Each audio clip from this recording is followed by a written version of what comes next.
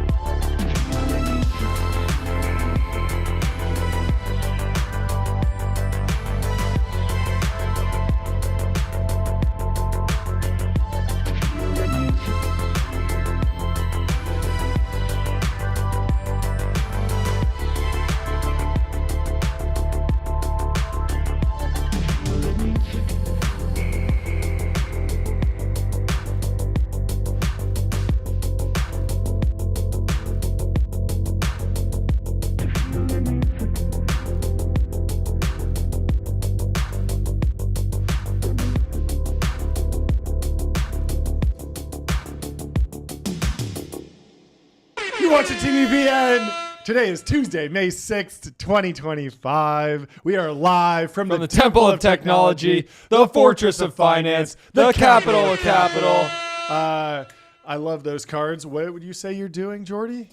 I'm keeping my cards close to my chest, John, because if I don't, our public information will be leaked online. There are actually, it's kind of a Russian roulette scenario. Yeah, one of these cards one of those cards is actual- actually our card, live and we are card, live, and so the rest- we can't edit it out or blur it after the fact. But that's a great opportunity to tell you about Ramp. Time is money. Save both. Easy to use corporate cards, bill payments, accounting, and a whole lot more, all in one place. Let's go. Anyway, the cover of the Wall Street Journal. We have some breaking news from the cover of the Wall Street Journal. OpenAI has abandoned the planned for-profit conversion. We are devastated. AGI, the real story here, AGI lost the top spot to the Met Gala. Yeah, the Met Gala did actually beat. It's like really AGI important $300 billion story. A couple people dressed up and had a party. In costumes. Which one's more important? Yeah. Which one's more important? I don't know. The Met Gala is important. I believe it's a very high margin event. I saw that it was $75,000 to go to the Met Gala, and I love that because nice. I think all that money goes to subsidize my opera tickets. Yeah. And I think that otherwise the Met would not be, they're not profitable just on the opera tickets, but that's key. That's obviously like the most important thing that they do. So the gala raises a bunch of money for opera. And yeah, let us know if you'd like to join us at the opera. I'm considering putting together a TBPN meetup, maybe at the Met, maybe at the LA Opera, maybe at the San Francisco Opera. We'll have to get everyone together. It'd be great. Anyway, I'm super frustrated by this situation. Brockman looked fantastic in the tux last night. He was at the Met Gala. His company can't convert to for-profit. He's hanging out with maybe, I think the Met is a nonprofit founder hanging out with another nonprofit organization. Yeah. Makes sense. Yeah, maybe he's getting some tips. I mean, we've been very pro for-profit conversion. I would like to see the Met convert to for-profit. I want to see PETA convert to for-profit. I've said this before, but Red Cross. Think PETA is such an interesting business case because they obviously know where all the most delicious animals live. They know what cuts are the best of those animals. They know the cooking temperatures and the cooking times. Yep. And so if you were to do a for-profit conversion of PETA, you could unlock billions in shareholder value. And obviously a similar story is unfolding at OpenAI. But looks like they're taking one step back before maybe they take two steps forward. Who knows? Yep. Anyway, the news we will read through. OpenAI abandons its plan to convert into a for-profit. And this was always kind of difficult to wrap your head around because they were never going to get rid of the nonprofit. Yeah. It was never a full conversion. The nonprofit would cease to exist and it would become a for-profit. It was more like the nonprofit continues to exist and fulfill its mission and just has the most banger asset on its balance sheet of all time, which is a ton of equity in a high growth, multi-billion-dollar consumer tech company, which is the best thing you could possibly do. Another big question was always that the investors in the for-profit unit were capped at 100x. Yes. Which is still kind of a big unanswered question because there has to be certain investors that are already at 100x. Yeah. And Yeah, we were are they- joking should about they like, just- do you should they sell just your sell shares now? and then it re-triggers another 100x, or is the individual share like 100x maxed out? Like, how does that work? Because yeah, if I buy from like an employee, many employees have probably already 100x. Yeah. Although I don't even think they're subject to that. I think they Yeah. might be on a I different think schedule. the only It's fascinating. entity that could figure out what's actually going on and fully ASI. understand it, O3. Oh, Maybe not ASI, but I think O3 could do it. yeah. If you just really dumped in all of the every single. And yet it governing seems like document. O3 is not up to the task because OpenAI has abandoned the for-profit conversion. Yeah. And so you would think they would have put ASI or AGI on the task, but they came up short. And I do wonder what this means. I wonder how temporary this is. This feels like a bump in the road, and we are eventually, it just feels unfathomable that, you know, 1 billion people are going to be daily driving the ChatGPT app, subscribing for $20. They're going to have ads in that thing. It's going to be like this, like, you know, generating billions and billions of dollars of like profit and revenue and cash flow. And it's still going to be in this wonky scenario. Like at some point, it's just going to become a normal tech company. I would have to imagine like that just has to happen. But it's going to be a long road. This may be less eventful than people were expecting. And I would imagine it's less eventful for Sam, considering he was trying to turn it into a for-profit. Which would be an eventful thing. Which would be an event. So yes. Yes. The event not happening is less eventful. Overall, it's an interesting situation because it seems like all of the main actual OpenAI stakeholders are on board with the conversion. Yeah. And it's various we're going to go into that. There's an article on Microsoft and their position. Yeah, I guess Microsoft was also hanging it up. Yeah, I mean, there is a question as like, you know, the nonprofit's goal is they have a fiduciary duty to humanity. Yeah. Their goal is not profit maximization. And so is the nonprofit board able to make an argument that this spin out is good of humanity? Yeah. I would argue that yes, it is. Obviously, I think that for-profit companies have fantastic benefits to humanity, and I think capitalism is the greatest system and benefit to humanity in the world. And so I think every nonprofit should convert to for-profit if they want to benefit humanity. But who knows? You know, the internal politics of OpenAI, the nonprofit, the for-profit, all extremely complex. So let's go through a little bit of this. The move could complicate the company's future fundraising efforts, although they've been able to raise a ton in this weird scenario already. But I think eventually investors will potentially get tired. SoftBank's the terms of SoftBank's original deal, the $30 billion round, was contingent on the for-profit conversion. On the conversion. Now, I believe what we're seeing is that the investment will still go forward somehow. Even though the conversion isn't happening. But certainly it's in the interest.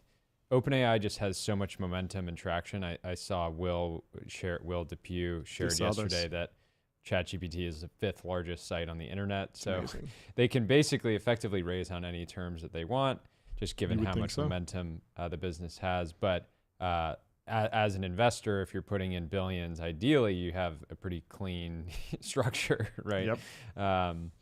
Especially at this scale. Once you get into that scale, it's hard to. This is no longer becomes a flyer. It's like Masa is leveraging the entire SoftBank balance sheet, to make this investment. And it's very different than he's betting the company on some it. young kid's going to test something out. We have a handshake deal. Yeah, I wired in the money. We have a safe, and is the safe like really the most ironclad contract? Probably not, but it's fine because it's 1 on 10. But this is 1 on 10 trillion at this point, or 0.5 on. It's 5 billion on 500, something like that. Anyway. So OpenAI started to work on a change to its business structure after CEO Sam Altman's surprise firing and reinstatement in 2023. Its big investors, including Microsoft, watched its temporary ouster from the sidelines, unable to wield official power over the outcome. Do you remember that? That was wild because it seemed obvious that Satya had no real hand and in hindsight, I think we know he wasn't involved with that process. And at that point, he had just invested, I think, $10 billion or something like that. And so to make that sizable investment and then watch the CEO get booted without your involvement. We should do a historical timeline review, because you can search your X timeline from those dates and just see like what was your timeline, all the people you follow, what were they posting, because it was a crazy time, and it really, like, the consensus was like, oh, it's a 0. Like, given the chaos, like this is clearly not a functional company, and like everything will break, everything will fall apart. But the crazy is that they got into a place where it was like it was a going concern. It was a company. The best content, I think, retrospective on that period is a podcast that Jessica Livingston did with Sam. Yeah. Just about that kind of 3-4 day stretch, and his reaction to it was fascinating. There's 2 books coming out about it too. Yeah, and I think Sam participated in both of them. We read one of the excerpts that was in the journal, and I really didn't like some of it, in the sense that it just didn't go deep enough, and it was just it just was like, oh yeah, like the nonprofit board, like they asked these questions. And it never went anywhere further to ask, like, okay, were those questions reasonable at all? Because the whole framing was, Sam wasn't doing enough about safety. And like, he let ChatGPT out into the wild and it just wreaked havoc. It's like, okay, like what has it done? Other than just like generate a bunch of revenue and help people do their homework and prep for business calls? I don't know. It's just like, I have not seen the damage. I still have not seen the damage. It's interesting. Habeas corpus on the AI doomers. Who's Helen Helen Toner, has she commented at all on the sycophancy crisis? Yeah. Like that would be a good angle if she really has stuck with it. But who knows? She might have had a complete change of heart. Like we don't know. Like the original position was ridiculous. Like it truly was ridiculous. Anyway, the conversion would have changed OpenAI's business to a public benefit corporation, which is interesting. Not just like a vanilla C corp. So there's like B corps and good corps, and it's some rigmarole. I might be totally off here, but to my knowledge, a public benefit corporation is mostly branding. Yeah. It just says it's legally required to consider the public good in its decisions alongside its profit-making goals. Which is so weird, because you just naturally, being a public company, like you should need to consider the public good, because if you don't, you're going to get bad PR. That's going to destroy shareholder value. So it's basically, they're profit focused, but they also have to have a legally defined public benefit purpose. So this is not even the same as the sort of 1% for humanity type programs, where you're sort of legally like you're basically getting certified that you're going to give a certain percentage of your profits. How about this? You legally have to have something that benefits the public. How about a stock that anyone in the public could buy? And it goes up. Benefit their portfolios. Like, it's not that complicated. Yeah. What about a website that you can go to get intelligence too cheap to meter? Like, what about that? Is that? Yeah. Well, these were originally very popular with with the whole sort of sustainability. Yeah, I know. I get it. It just seems like it's like a complete like end run around, just like actually thinking through how a for-profit corporation Ben & Jerry's works. is a public benefit corporation. Sure. So they're benefiting humanity with tasty ice cream. Yes. Yeah. I don't understand it. It does not make a lot of sense to me. Patagonia is the most high-profile one. Aren't they even more complex than that? I thought that they were like actually like a co-op. I'm sure they generate a meaningful. It's like the members own, or that's REI. I think REI. If you're an REI member, like you're entitled to like votes and dividends just as like a customer, which is kind of interesting. I don't know. I mean, that's the beauty of American capitalism. Like you can do anything. You can go and start a co-op. And you can say, we're not going to have a traditional cap table. Like we're going to dividend, like the employees are going to own 100% of the business. Like you can do that. That's great. Yeah. You usually get smoked, but you can try it.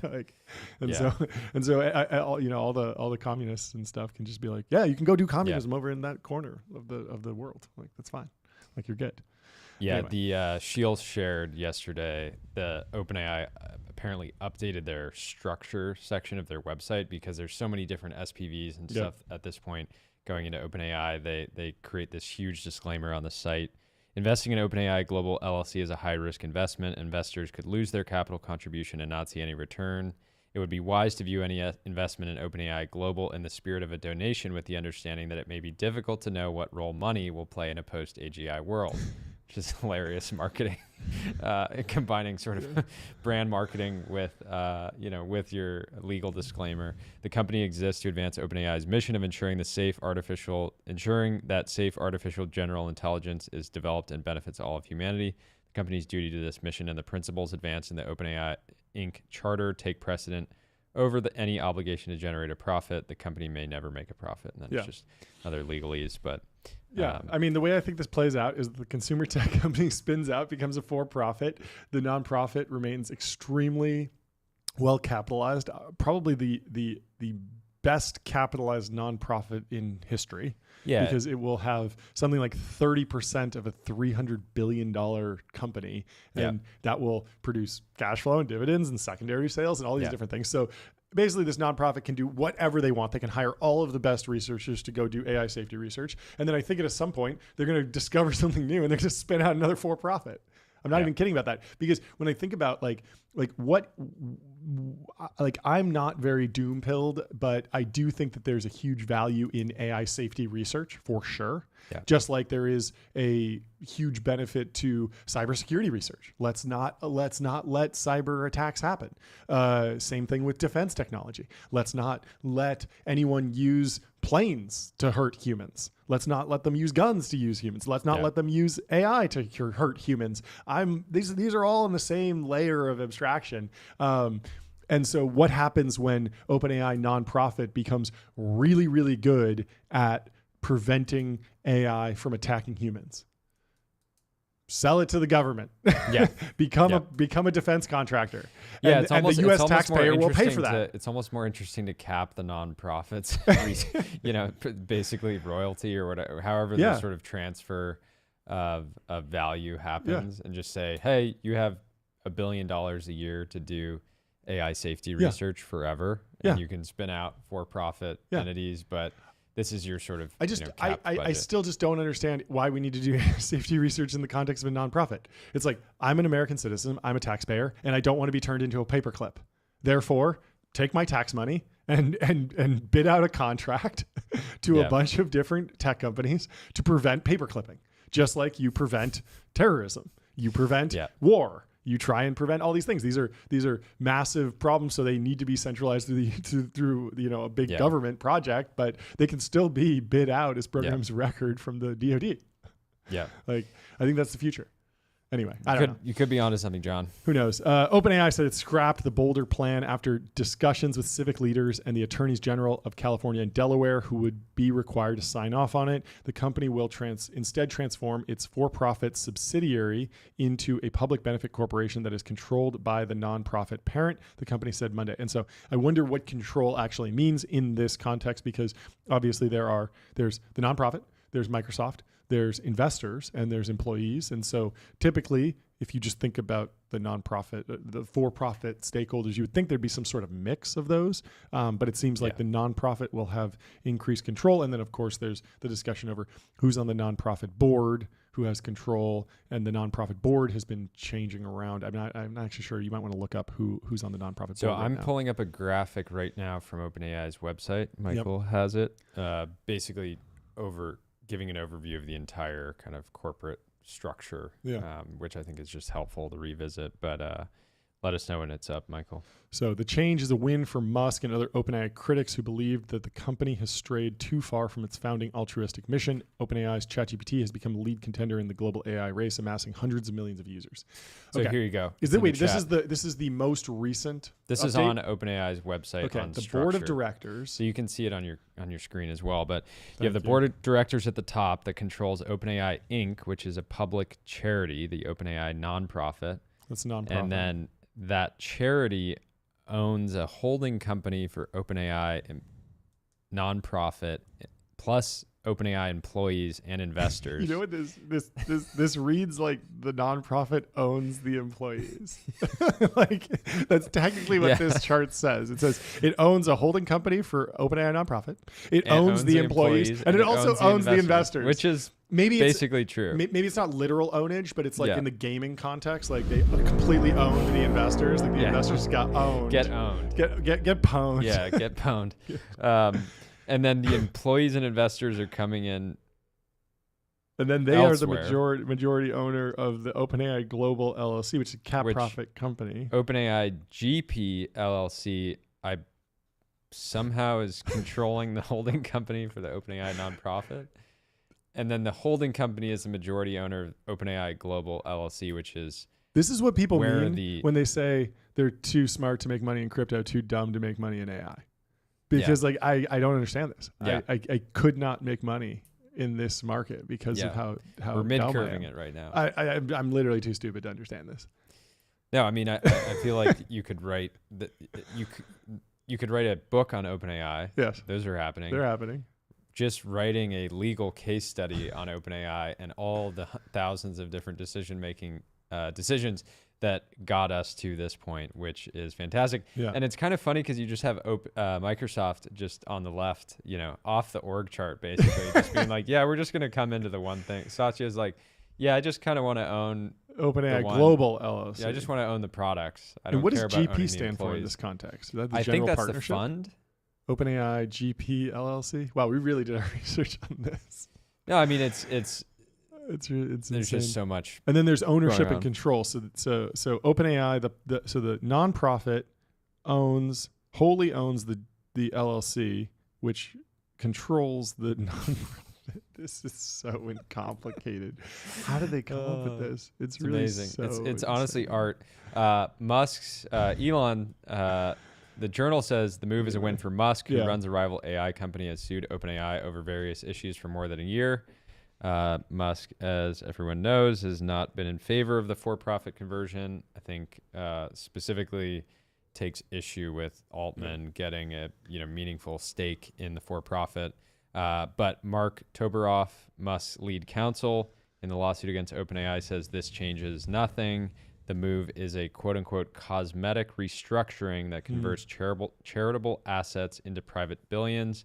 The founding mission remains betrayed. So I don't think this is going to sort of solve the legal battle between Musk and OpenAI, but it's certainly I think the result here is that it will allow new investment to kind of move forward, which feels like the kind of thing that you wouldn't want to get bottlenecked for too many months. Yeah, right? I mean, the public benefit thing seems like a reasonable end state for Compromise. this, right? It's like you can build a normal business, you can have investors, you can have dividends and stock options and stuff.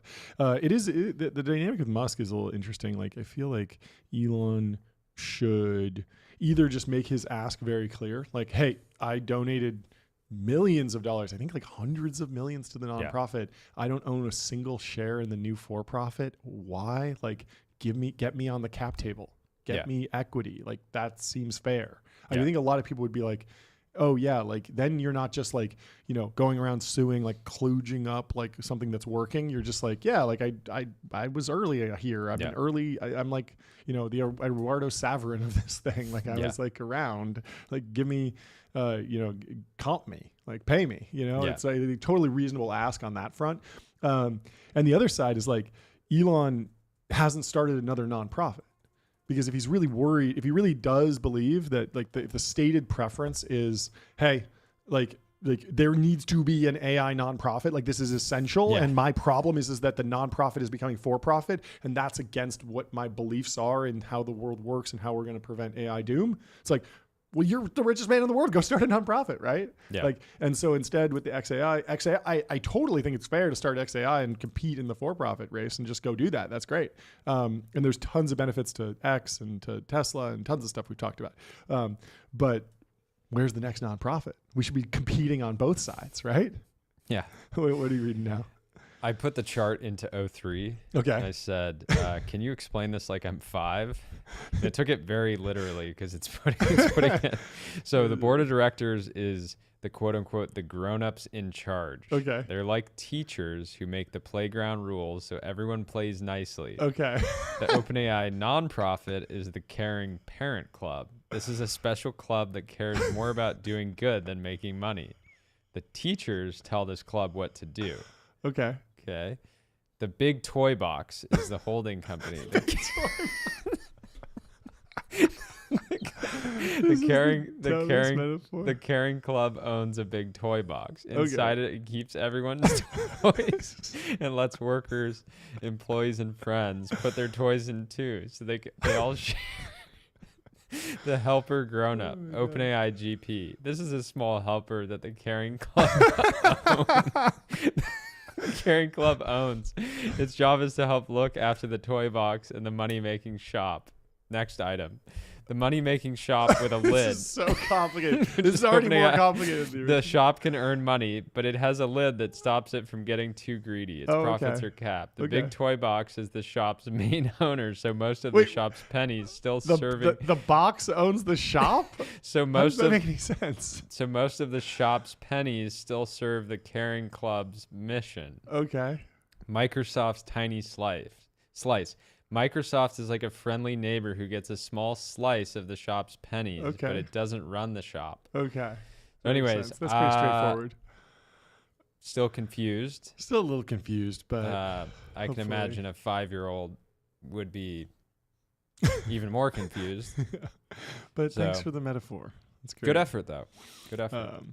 When it became clear that it was going to need more money than its founders thought, OpenAI created a limited liability company subsidiary that would allow it to take investment from big tech companies such as Microsoft. Those investors' returns would be capped at 100 times what they put in and could fall to zero if the nonprofit board deemed it was necessary to support its mission. High risk, high reward. I always found it like kind of beautiful that AGI, like the fate of AI, is like if you want to unleash the ASI future, like you must be hyper capitalist. You must raise $100 billion. Like you can't just be the monk. Techno capitalist revolution. Yep, it really is like the march of techno capital is what gets you to AGI. It's fascinating. Hyper commercial. The scale, yeah, exactly. A lot of people were thinking like, no, maybe it's just some brilliant algorithm thought in like the independent, one person thinks of it. E equals MC squared. Could come up with it and like it unleashes this AI revolution. But no, you actually need to coordinate make things that all make of money. Humanity. You need to make money. Yeah, it has to be profit. It has to be profit driven. It's fascinating.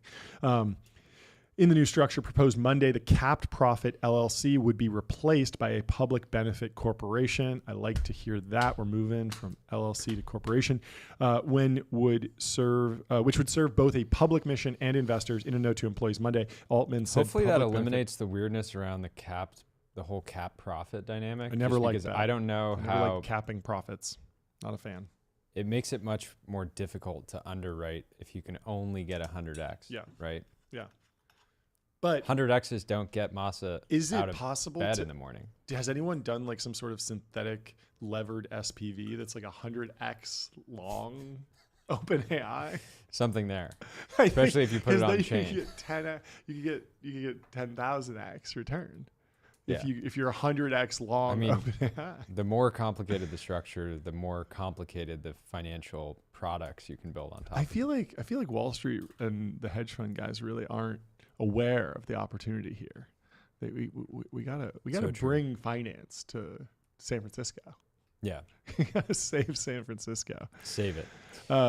Anyway, Altman said public benefit corporations have become typical for AI companies such as its rivals Anthropic and Musk's xAI. Oh, interesting. I didn't know xAI was a public benefit corporation. That's cool. OpenAI board chairman Brett Taylor said during Monday's press conference that the new structure would be simpler and allow employees, investors, and the nonprofit to own parts of the public benefit corporation. That's all the different stakeholders that are already looking for a slice. He declined to say how large of a stake the nonprofit would have in the public benefit corporation. The potential size is being studied by independent financial advisors.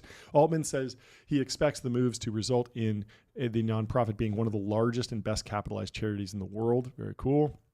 And it means we can start deploying capital from the nonprofit very soon, which we're thrilled to do. We've got a long list of things that we think will be very impactful. And I do think that's like an undertold story right now, just what the nonprofit will wind up doing. There's a ton of interesting things that they can do in AI research. I still actually think that they're going to discover something and then want to commercialize it again, because that's just the nature of putting a bunch of, the question there, researchers just being like, go do whatever.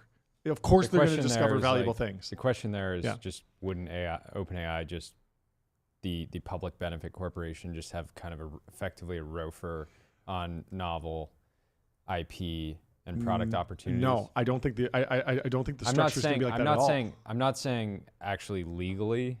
Yeah. But would they not? So I think this is like the weird dynamic where now there are two open AIs that you can go work for if you're an AI. If you want to work for the product company, the high growth, studying churn and product and how do you actually commercialize this? How do you make this an amazing company, the next Facebook, the next Google? You go to work for the public benefit corporation. You're working on ChatGPT, agents, operator, deep research. Yeah. You're having a great time. You're, the next early Facebook employee, basically. But if you really don't care about that and you want to work at the nonprofit, you want to work on AI safety, you want to work on foundational research, you head over to the nonprofit. And all of a sudden your job on a day-to-day basis is much less pressure driven. You don't have the same KPIs. You're just doing research. But what happens when you put a bunch of insanely intelligent people together and give them no constraints to just do whatever they want? They're going to come up with something creative like they did before. Okay, but I just don't know a single person that works at the nonprofit technically. What? Really? Do you know? No, but once they're capitalized, like they will start scaling that staff with, but their mission won't be like the mandate for those folks won't be focused on productizing anything. Go build products, go implement, GPT 4.5 in some tool. Let's figure out coding. Let's figure out agents. Let's figure out booking. It's going to be something much more abstract and foundational, but you put those people with a ton of resources and you let them turn them loose. Like they're going to discover cool things that will probably be commercializable. Anyway, we'll see how it unfolds. Maybe that's not what happens, but I don't know. Anyway. Yeah. Did you already share this? Cool. But Altman says it means we can start deploying capital. What does that mean? Yeah. It's deploying capital into research that the nonprofit spits out. What will that look like? Well, studies. Exactly. Like, there's going to be stuff that's just like policy papers. Maybe those aren't commercializable. There's going to be stuff that's just like a critique of how LLMs are being implemented across the world, right? There's going to be stuff that's not commercializable, but if they start touching research, like they're going to create value. It's just I would still expect Altman to be looking over and be like, hey, we could get that to $1 billion of ARR in 12 months if you want, and we'll give you a cut. Yeah, like, I just feel legally it's going to be complex. Like let's say in the nonprofit, they're like, hey, we actually found a new algorithm. It's like amazing at booking flights. It like never makes a mistake. Just like, no. We did the meme. We did no, this was supposed to be the for-profit. Why did this happen in the nonprofit? And there's just some brilliant researcher over in the nonprofit being like, I was just looking for the most elegant algorithm possible, and then I scaled it up, and now it just does everything. He's like, wait, I'm goated. Anyways. We're all rooting for OpenAI. We love for-profit corporations. And if you're looking to invest in for-profit corporations, head over to public.com. Investing for those who take it seriously. They got multi-asset investing, industry-leading yields, trusted by millions. Go to public.com. I was hoping they say they have multi-asset investing. I'd love to be able to buy a slice of a nonprofit. Multi-asset investing, invest in a nonprofit, so that when the for-profit conversion happens, you cash in, because that's what nonprofits to me are really about, cashing in. Well, Microsoft owns part of OpenAI. That's a way to get exposure, legitimately. Yeah, and they own like a significant chunk. Yeah. For a while, I was thinking about like another lens. You got to buy some of Teams though too. Yeah, no. There is an interesting investment thesis for the Mag 7, which is basically like if you want exposure to self-driving cars, virtual reality, artificial intelligence, autonomous delivery, like what should you buy? You could go around and buy slices of startups that may or may not work, or you could buy Google, which owns Waymo, Facebook, which owns Reality Labs and Oculus. You could own Microsoft, which owns OpenAI. You could own Amazon, which is probably going to figure out delivery, humanoids. Tesla, humanoids, right? Like the Mag 7 have pretty good exposure to the next trends as you list them out. Of course, they're not pure plays, and they're not gonna. And it's hard for them to do 1,000x, but it's not a crazy idea to just go and buy Mag 7 if you're looking to index on the next wave of like 20-year tech trends. Who knows? Some of those might be disruptive though. Some of them might be get rocked, but so far looking pretty good. Anyway, the information dove deeper. They said Elon Musk might have won the battle over OpenAI's future, but who's to say Sam Altman isn't going to win the war? Today's announcement by the ChatGPT creator that it was abandoning plans to move its for-profit arm out from under control of the nonprofit, conceding to Musk's legal efforts to stop the restructuring, could end up cementing Altman's power at OpenAI. After all, OpenAI will remain a company whose controlling shareholder is the nonprofit, so whoever controls the nonprofit controls OpenAI.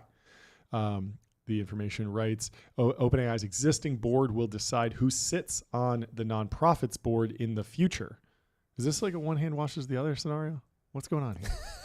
Well, the key thing to note here is that it's in this article shares, it's reasonable to assume that Altman has a lot of sway with the existing board, which is very different from the one that fired him in November 2023. So they already did the work to effectively turn it over and align it with the for or the public benefit. There's 10 members, including Altman, on the current board, which will appoint the nonprofit board.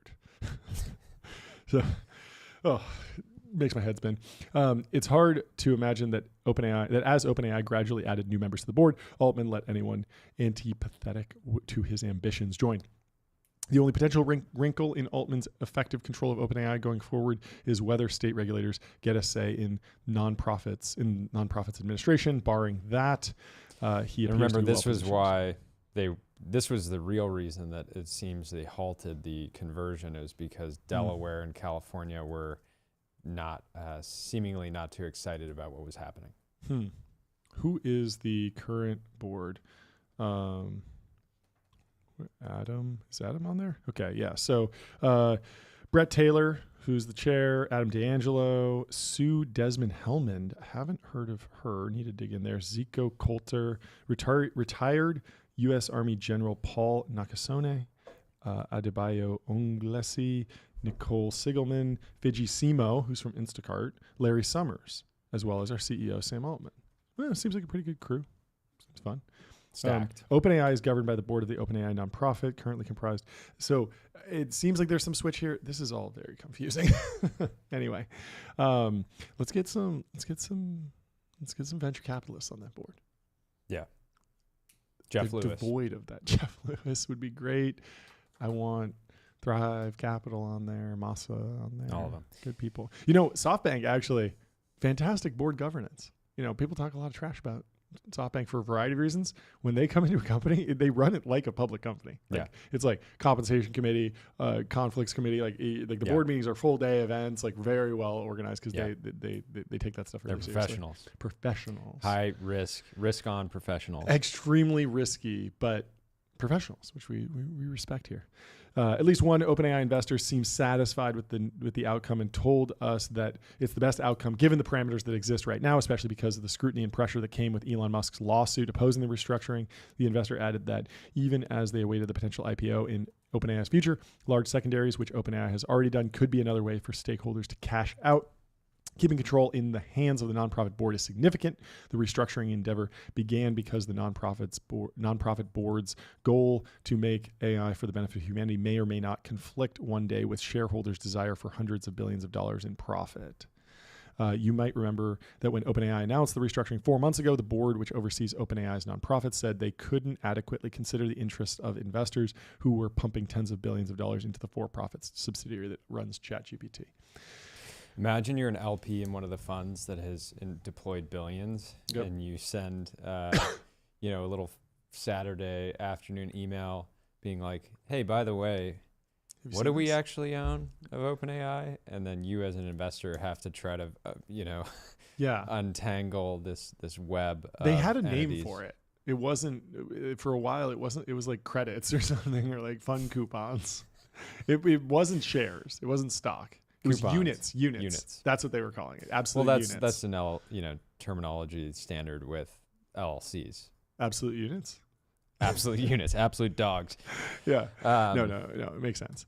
Yeah. Anyway, I'm sure they have to plan all these secondaries, plan all of these, all these share sales. And what are they using to plan? Well, I don't know if I doubt they're of using Linear for corporate governance, but I bet you they're using Linear for purpose-built planning for sure and product building. Linear is a system for modern software development, streamline issues, projects, and product roadmaps. You guys know already that we use Linear for running the show, and we are very grateful to have them as a sponsor. We are also going to be live in person tomorrow in SF with Kari from Linear and a bunch of other people. So very excited for that.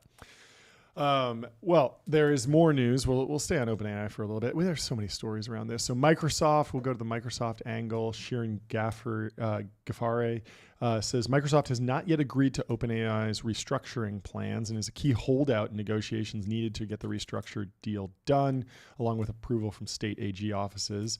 Still being decided how much equity Microsoft gets.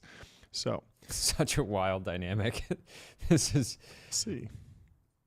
Microsoft has invested $13.75 billion in the startup, and they remain the biggest holdout among investors as the ChatGPT maker tries to restructure, according to several people familiar with the matter. Now, that $13.75 billion, was that cash that ever transferred and was wired, or were those credits, or did they transfer and then go right back to Azure? Like, I'm very interested in the anatomy of that deal. I hope that someone digs into this more and actually asks for the structure, because I mean, I think I know it was both. The question is, what is the actual ratio? Yeah, and how does Microsoft feel about how much they invested? Do they feel like, hey, we're owed $13.75 billion at this valuation, at the last valuation, a new valuation, a post-dilution valuation? Or are they like, yeah, it was really only like $5 billion in total cost because we gave you credits at like a 2-to-1 ratio, right? Yeah, I mean, the thing here that's apparent is it's non-standard for a $3.2 trillion company to invest $13 billion in another company that then is restructuring, and it's unclear how much the $3.2 trillion company is even going to own of the underlying investment. Haven't seen this, at least in my lifetime. Yeah, for sure. There really has never been a tech company. Like, it's funny, they kind of have to just messy. like get around the table and decide, okay, how much is Satya gonna get? You know, how much does Sam get, right? Because a part of this, I think Sam needs to get some personal exposure because, you know, if you check back to the Senate hearings, he at that point in time had nothing. Then he got a bunch. Yeah. It does seem like they're going to make a movie out of this, but it might be more complicated than The Big Short, or might be like a 4-hour documentary. It's just going to be Margot Robbie in the bathtub for 6 hours explaining how all these different entities interact, because it's more complicated than mortgage-backed securities and credit default swaps combined. Yeah. It's going to make the 2008 financial crisis look like 2 + 2. It's like, by comparison, this is so much more complex. Anyway, Microsoft is still actively negotiating details. Microsoft not commenting. They said in a statement, OpenAI said, "We continue to work closely with Microsoft and look forward to finalizing the details of this recapitalization in the near future." I mean, the good news is like Microsoft and OpenAI are pretty well aligned on like what they do best. Like, OpenAI clearly is fantastic at consumer product development, breaking through with the Ghibli moment, with deep research, like all this. And then in terms of the API, it's great to vend that through to Azure. And that's the relationship, and it seems like it's a really fruitful one. And it's okay for them not to dominate on the Azure side or take some sort of like not really build that out. It doesn't seem like no one would say, oh, they're just going to be a consumer tech company. They'll only be worth $3 trillion. You know, it's fine if they just become just Google or just Facebook, right? Like that's a pretty good outcome. Or anyway, just eat some percentage of search volume. Yeah, seriously. Microsoft isn't the only party that OpenAI needs buy-in from. They're fighting with the attorneys general of California and Delaware. OpenAI needs to do a fair market valuation on the nonprofit stake in the future for-profit entity, and is asking state AGs for input. Say, how much are we worth? So this is kind of like a 409A situation, or like a, 83B. Like let's figure out what the base valuation here is. But that can be so wild. I mean, imagine you're attorneys general and trying to value OpenAI. They're like, it's like on one hand, you may have created a machine god that's worth infinity. That's worth infinity. On the other hand, you're burning $5-10 billion a year, and the world's richest man is actively trying to bury you. You know, you run into the ground. Yeah. So it's either infinity or zero. One of the two. It's so funny. I'm using O3, and I asked how much cash has Microsoft invested in OpenAI, and it's basically stuck in a doom loop of searching the web and then trying to understand it, and then just looping back to searching the web. It's been going for about 5 minutes now. Wow. So we'll see. Just O3, not even deep research. Yeah. Just O3 is just 5 minutes into this, figuring this out. Well, I just want a pretty specific answer. This is humanity's last exam. Yeah. How much money makes sense of OpenAI. Yeah. If you can do that, you've passed the real Turing test. Yeah. AGI is here. So Microsoft's approval will be key. Only OpenAI insiders, Microsoft and other early investors, currently have a direct say in approving the restructure, according to two people. As a result, only that group gets to weigh in on the restructuring plan, the people said. But among investors, OpenAI is currently only negotiating with Microsoft. Microsoft has a unique relationship compared with other investors because of its licensing and revenue sharing. And they also had that AGI clause for a while, but I don't know where that went. Anyway, I'm sure Microsoft, OpenAI, they all got to manage risk. They got to automate compliance. They got to get on Vanta. And they got to prove trust continuously. Vanta's trust management platform takes the manual work out of your security and compliance process and replaces it with continuous automation, whether you're pursuing your first framework or managing a complex program. I can't imagine anything more complex than doing compliance at OpenAI. And if you're working pretty much any company, it's very important. painful start to finish support for 35 different compliance frameworks, SOC 2, HIPAA, you name it. Head over to Vanta. Head over there. Tell them the Technology Brothers sent you. Fantastic. Anyway, founder of Windsurf posted big announcement tomorrow. I love As this. if the biggest announcement wasn't going and doing a podcast with a double collar on. Yeah. And so the OpenAI agreement to buy startup Windsurf for $3 billion is finalized. It's been reported in Bloomberg. We need a massive size gong. Katie Roof has the story over at Bloomberg. Size gong. OpenAI has agreed to buy Windsurf, an artificial intelligence coding tool formerly known as Codium, for about $3 billion, according to people familiar with the matter, marking the ChatGPT maker's largest acquisition to date. The deal has not yet closed, said the people who spoke on condition of anonymity. Both companies declined to comment, although the founders out there tweeting and wearing two polos. The acquisition could help OpenAI take on rising competition in the market for AI-driven coding assistants, systems capable of tasks like writing code based on natural language prompting. Bloomberg News previously reported that the two companies were in discussions. Windsurf, formerly called Exafunction Inc., has recently been in talks with investors, including Kleiner Perkins and General Catalyst, to raise a $3 billion valuation. Last year, they were valued at 1.25 by General Catalyst, and OpenAI came over and scooped them up. So I have a little bit of a history deep dive if you want to go through this to break down Windsurf, how they wound up there. So 2021, ages ago in the AI race, but a true overnight success here to go from starting a company NFTs. In 2021. Yeah, they could have gone into crypto. They decided to go into AI.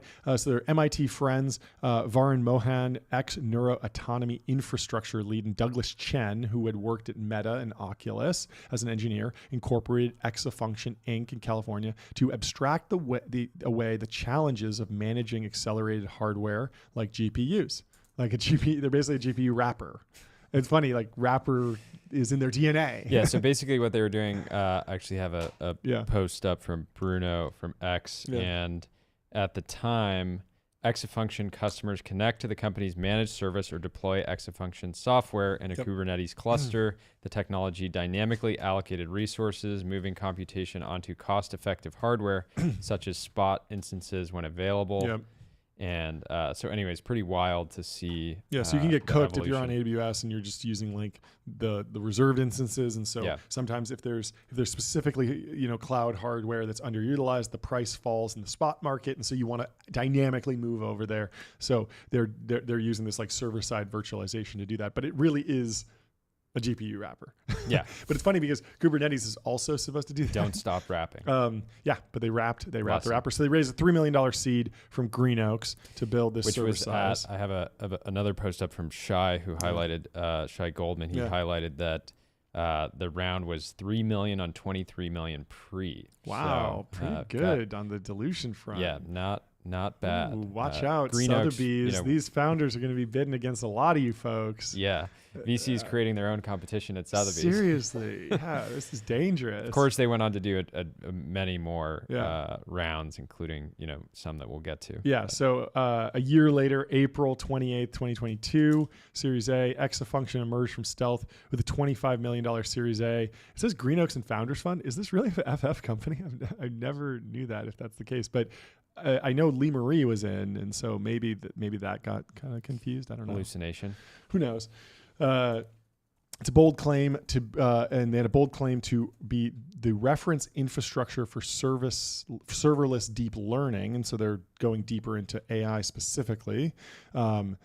Promising customers faster inference and lower bills by multiplexing workloads across thousands of GPUs. So there's a lot of idle GPUs out there, and they're going to find and allocate your inference workloads to the lowest ones. This is a famous story from Midjourney, which was like getting started around this time. Midjourney, obviously very inference heavy intensive, in the sense that you generate an image and it generates 4 of these images and they diffuse very slowly and you're getting these little streaming updates while the images kind of depixelate.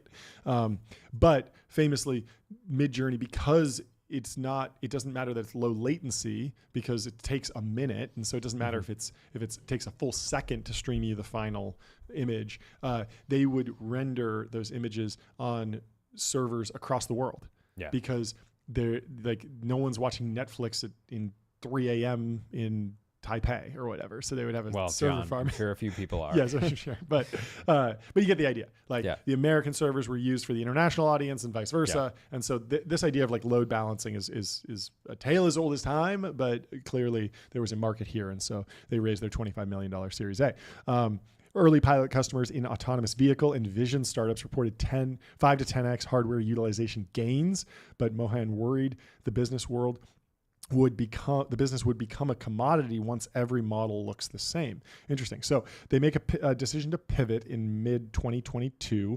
Watching GitHub Copilot's debut, the founders concluded that their application layer AI, not infrastructure, would capture real-world value. They chose to pivot, betting that their low-latency serving engine could run an AI code assistant cheaper than anyone else. Fascinating.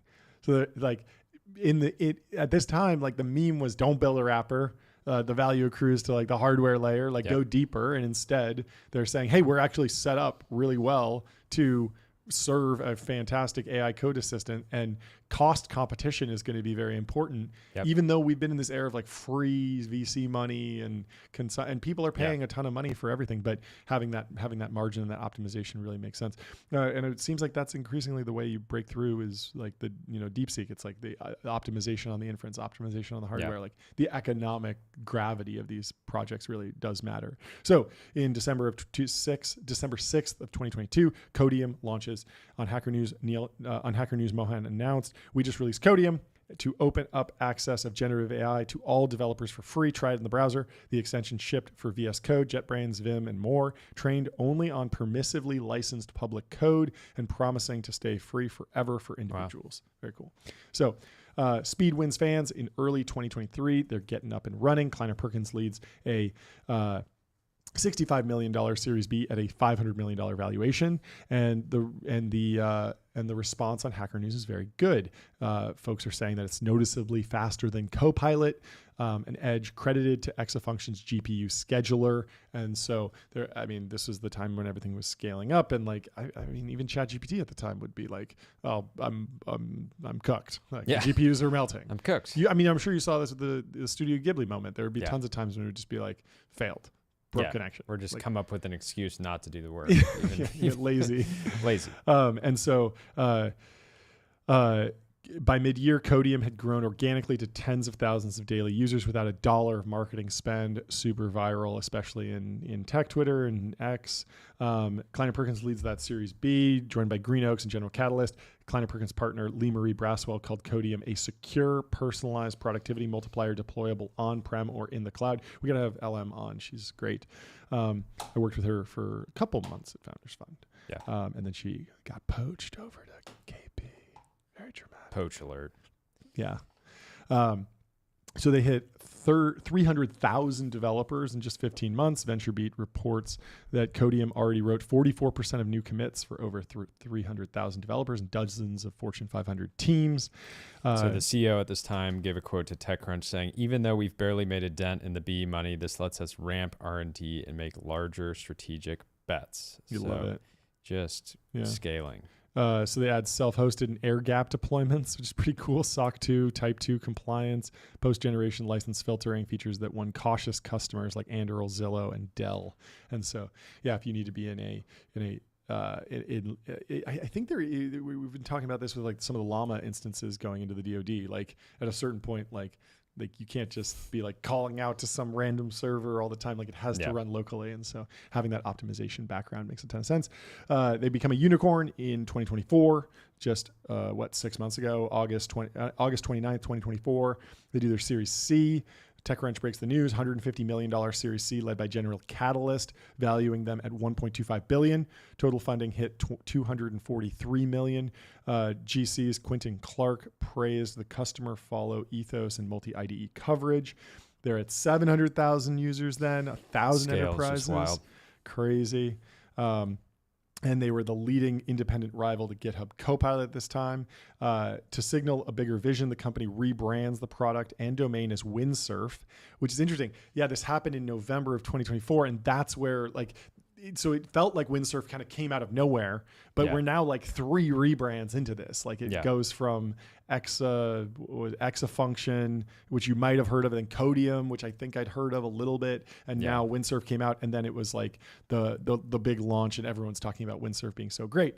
A new AI native IDE bundled inline completions, whole repo search, and Cascade, an autonomous agent that plans multi-step fixes and starts working before you ask, aimed at keeping devs 10 steps ahead. Windsurf is beautiful name. It is. Windsurfing kind of fell off. Used to be a thing.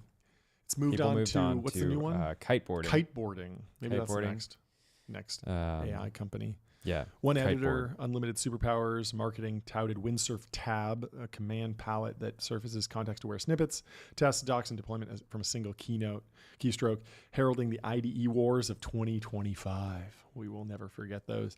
They hit 40 million. I mean, ARR. we're still in the midst of them. I mean, obviously, the other news out of the last 24 hours is that Cursor's raising 900 on 9 billion. 9 billion. That was initially rumored to be at closer to 10. Yeah. But has a bunch of big names in it too. So the IDE wars will continue. Yeah. The show will go on. Yeah.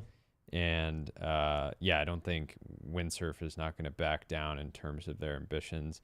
I am interested to see if they just sort of continue the Windsurf brand, or it's just rolled into ChatGPT completely. But also interesting that they have this freemium funnel converting to $12 to $60 per seat enterprise contracts. Like even doing per seat here instead of consumption is very interesting, because that doesn't necessarily, like, you have, at least in the short term, like real variable costs. Like you could sell in a bunch of seats, and if you have some power user who's just sitting there hitting tab every 2 seconds, like they could burn through a lot of inference cost. Yeah. But I guess that they're just really comfortable dealing with their infrastructure scaling. And to be clear, I don't think any of their investors at any point over the last 2 years was really saying, hey, you should really focus on margins, because it was clear that inference costs were dropping off a cliff. Yeah. During that, entire period. Yeah. I mean, we've certainly seen that with the new O3 models, and it just seems like something that's very, very solvable in the midterm as you bake the models down, distill them, optimize them, all those things. So certainly something you don't need to worry about. It's just interesting that that they're betting on this per seat model. I wonder if that will stay, because you could imagine that the margins could be the same and you could still do it on a consumption basis. Like, AWS is mostly consumption based, not seat based. Yeah, it's one of those things at some point, if companies are hiring less engineers but doing significantly more engineering work, you would want to effectively be an index on engineering labor. AI led. It's like number of lines of code changed is what you want to be comped on, or just raw inference cost, right? Yeah. Just pay me 10x what it costs to inference this thing. I don't know. So there's some funding rumors. We talked about this. Kleiner Perkins was thinking about doing another deal, but they get this acquisition agreement for $3 billion. Observers called it a distribution grab. Owning Windsurf hands OpenAI direct channel to millions of programmers and keeps a prime asset away from Anthropic, Microsoft's GitHub, and Cursor. Before the sale, Windsurf and Cursor were neck and neck in the agentic IDE space. One analyst quipped, "Begun, the IDE wars have," as Cursor sought a $900 million round to stay independent. Mohan credits weekly 5-hour walk-in talks with his co-founder for intellectual honesty, the habit that enabled a radical pivot from infra to app while competitors. Wilmenitis method. Yeah, totally. Probably putting up 30,000 steps a day at that pace. It's great. So they still own the proprietary LLMs on a GPU virtualization layer. It owns end-to-end, allowing sub 100 millisecond suggestions and cost structure cheap enough to keep the individual tier free. Company filters out GPL and other restrictive licenses, blah, blah, blah, blah, blah. Anyway, pretty fun.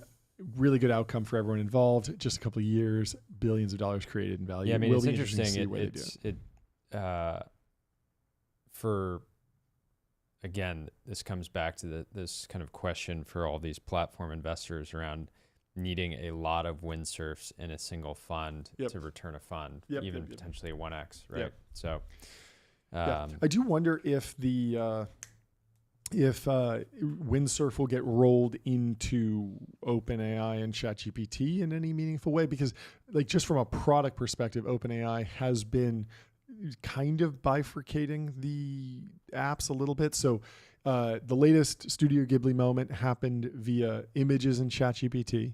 The previous images project they worked on, DALL-E and DALL-E 2, those were separate URLs, so separate apps. They eventually brought some of that into ChatGPT, but Sora is still its own domain. It's its own editor, basically, because you want to be able to adjust the timing on certain cuts and add music, and kind of a non-linear editor just makes more sense for video editing.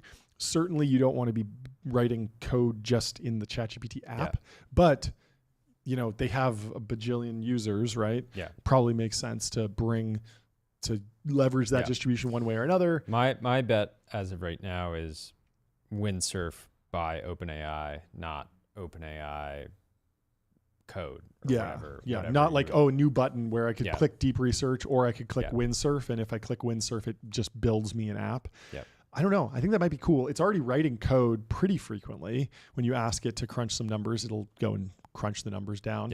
And tool use seems to be really important. So I could imagine some of the stuff getting ported back. But it does seem like Windsurf just by itself is its own great product.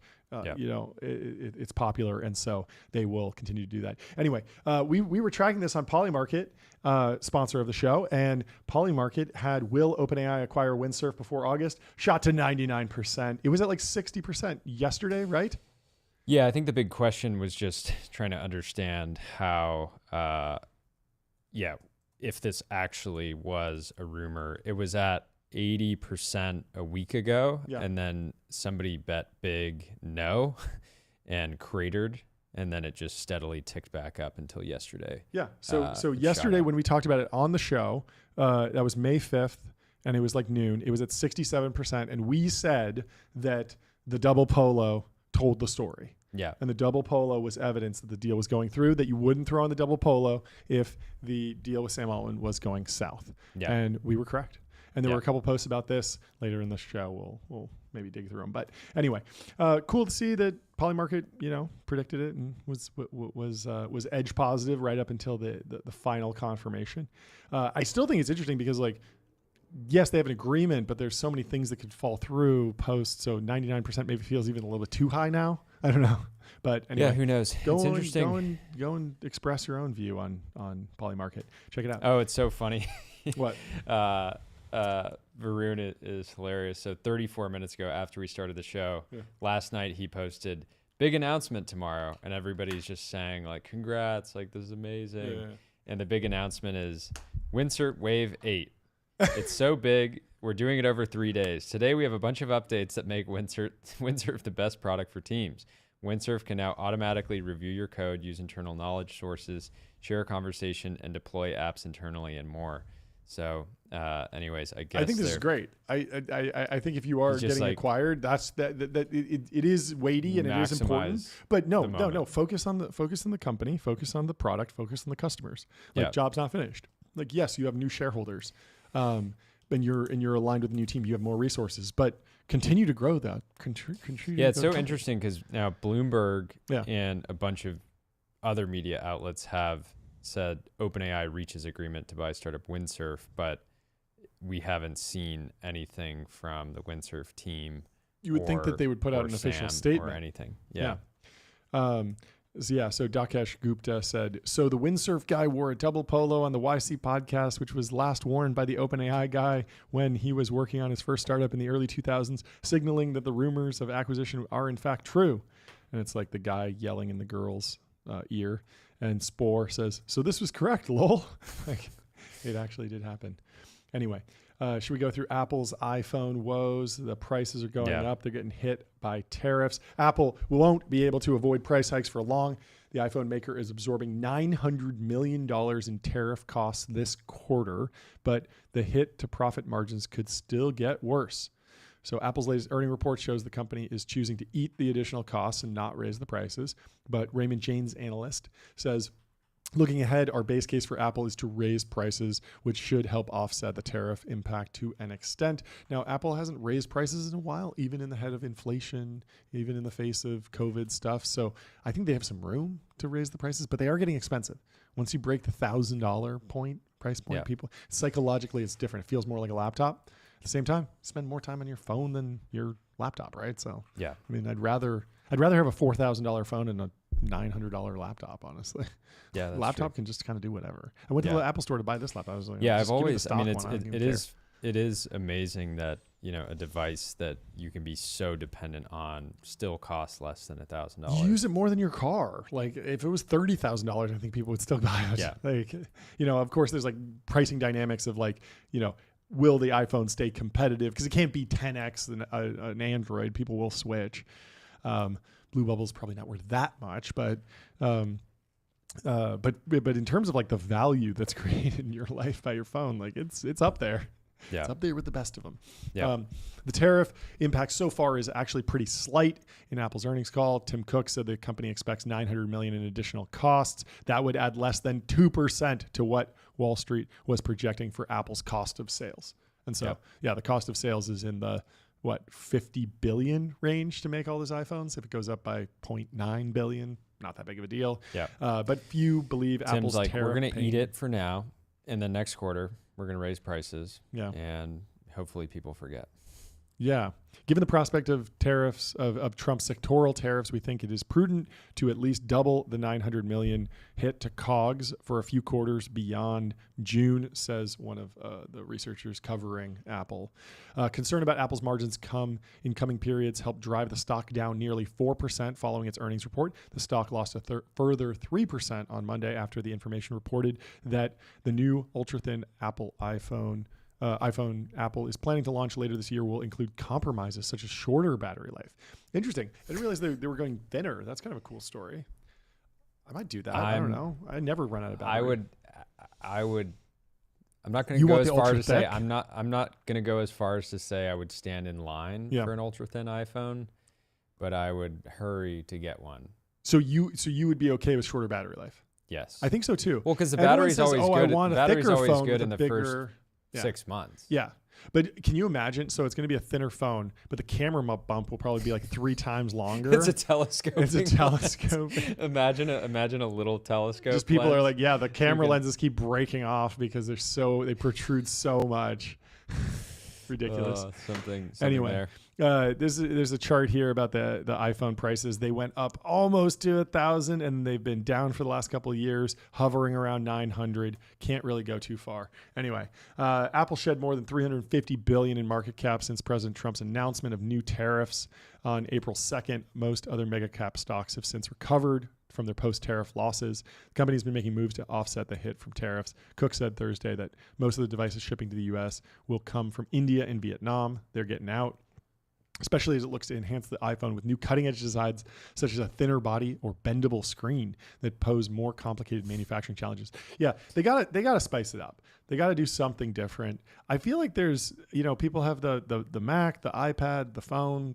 Throw something else, the watch. Just give me something in between. I was thinking about Polymarket has, will Apple release a new product line in 2025 at 24%, and will Apple release a foldable iPhone in 2025 at 7%, but a bendable iPhone is not on the list yet. Even if it's worse, bendable device I just want something fresh. I'm bored. I don't care. Give me something. Just give me something. Yeah, exactly. Anyway, the bendable iPhone is really funny because you can imagine people just putting it in their back pocket and then it's just sort of folding. Bending, yeah. I mean, I think bendable means foldable in this context, but okay, I don't know. I was thinking more like bendable, like a stick. If you try to actually fold a stick, you're going to break it. I'm bored. I want something new. I was hoping they'd do a TV. I still like the Apple Vision Pro. I'm excited for the next one. How about a backpack? Yeah. That operates as a desktop computer and a very an extra large mobile phone. You know what I was talking about? Something like if you could get make just the largest mobile phone on Earth. There's all this boom. You can put it on there's all back. This boom about humanoid robots. I was posting about this on May the 4th, my birthday, Star Wars Day. May the 4th be with you. May the 4th.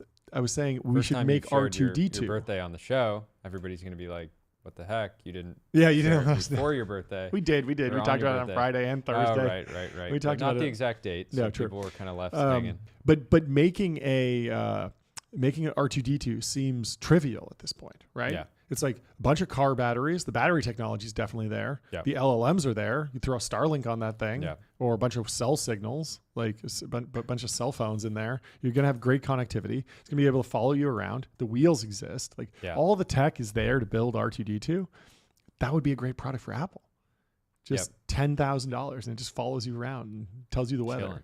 And it's like, oh, you wanted me to play this? You wanted me to play you too? I still don't have a good AI, but I don't know. Something like that would be fun and different. I'd be into it. R2D2. Put it in the roadmap. Anyway, I hope that next time we can get press passes to an Apple event, we'll stay to wander. We'll pull Tim aside and we'll say, hey, look, R2D2, make it happen. Yeah, for sure. We got the fortress balance. If we go to WDC, we'll be staying in Cupertino and we'll be in a wander. That's right. We'll be finding our happy place. Find your happy place. Find your happy place. Book of Wander Wander's just on a tear. Yeah, it's actually insane. It is. Every single day. They're in the conversation. They're greatest of all time, you mean? Yes. That conversation. Yes. Right. Book of Wander with inspiring views, hotel-grade amenities, dreamy beds, top-tier cleaning, and 24/7 concierge service. It's a vacation home, but better. Anyway, you were telling me about this, the bringing Hollywood back to America, this whole thing. Jon Voight has a plan. Isn't Jon Voight Angelina Jolie's dad? That's right. Really? Yep. I have no idea because I've never seen any movies. You haven't. So actor Jon Voight presented his plan to boost U.S. jobs in the entertainment industry to President Donald Trump over the weekend, laying out a proposal that included federal incentives for U.S. theater owners to upgrade their facilities. Let's go. Universal basic. Is that going to fix the issues? I mean, judging by the commentary that I hear from people in Hollywood, the issues are around how much regulation there is and the costs associated with said regulation in making movies in Southern California. and revitalizing theaters and making the lack of technology podcasts in Hollywood. Okay, it's nowhere. That's near another. That's enough. another story. That's why story. it's falling apart. But the idea that I'll give them a chance to kind of get into this, but the idea that just fixing the bathrooms in old theaters is not necessarily going to revitalize, the domestic entertainment industry. Yeah, it's a tough model when you have. But nice bathroom. I like nice bathrooms. I mean, you think about when Hollywood was in its heyday, and like you didn't have you couldn't watch anything in HD. Like you had a TV with 3 channels on it, and it was 12 inches. Yeah, and it was crackly. If you wanted to see something actually big and beautiful with good sound, like you had to go to the theater. Now you can just buy a home theater with a projector for $2,000, and you can also just scroll YouTube and TikTok and streaming in your phone all day, and there's unlimited content. It's impossible to keep up with it, and so the excuses to go to the movie theater are getting less and less. You really got to have a federal incentive for taking your boys out to the movies. Guys movie night really will be the thing that will be the thing that brings Hollywood back for sure. You've been leading the charge here. I have highly recommend it. Just text everyone who's in your town. Get 20 tickets on Fandango. That you can always refund the ones if people don't show up. Send out the text message to everyone. Hey, we're going to this Jason Statham movie next Friday. Are you in? Are you out? Be there. And then just, Venmo everyone at the end and you're all good. Have a fun time. But other than that, if it's not like an event, it's really hard to justify going. Totally. Anyway, John Voight was appointed a special ambassador to Hollywood by Trump in January. That's showbiz. I feel like these special ambassorships are just like up for grabs. Could we become special ambassadors to technology podcasts? We really should. We can make it happen. So Voight was appointed in January, and he's detailed the plan along with his manager Stephen Paul and Scott Carroll, the president of Paul's company, to Trump at Mar-a-Lago. The proposals include changes to the tax code to encourage investment in U.S. films and job training initiatives, according to Carroll. The incentives for cinemas, if approved, could help buoy theater chains such as AMC Entertainment Holdings, Cinemark Holdings, and Marcus Corp that have struggled since the pandemic with films being released online sooner than in the past. They're basically saying we're going to bail out the theaters, which have been struggling because of something that we're not addressing. Like competition. Films are being released online sooner. People are happy to just watch them at home. Yep. Everybody has a massive HD TV. Yep. And there's and I would argue that films are just not often for the last few years, films have been good enough to warrant going to a theater when you could just wait. You want to bring back film to America? Here's an idea. Give Jason Carmen $300 million to remake The Terminator starring Sam Sulek. Today.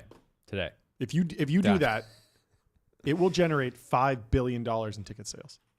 I think that's very possible. It's entirely possible. So anyways, filmmakers who co-produce pictures with foreign companies would be allowed to obtain credits for their U.S. spending. For quote-unquote bad actors who take all of their production overseas, there would be a tariff that equated with the incentives they were getting from the foreign countries, Carroll said in an interview.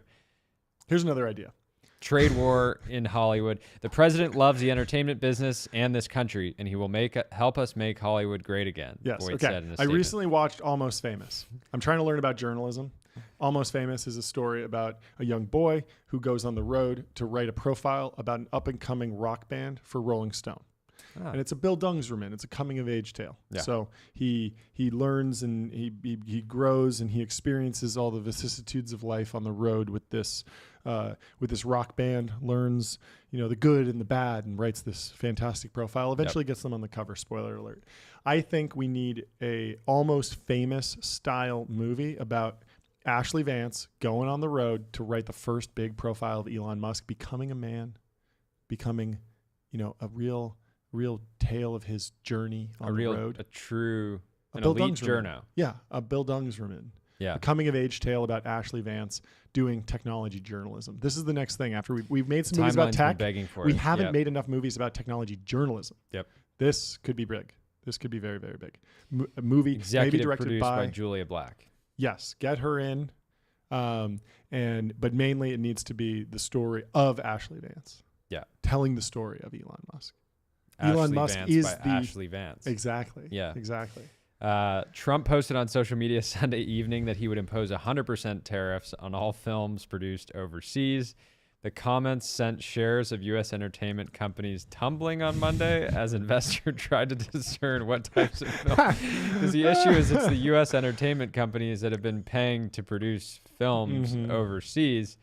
As investors tried to discern what types of films would be subject to tariffs and how the levies would affect the profitability of producers.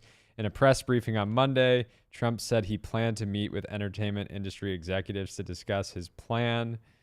I want to make sure they're happy with it because we're all about jobs, the president said. California Senator Ben Allen said he was given a heads up about Voight's plan last week. He said he would support a tariff, but that should be crafted to encourage U.S. productions, not harm foreign films.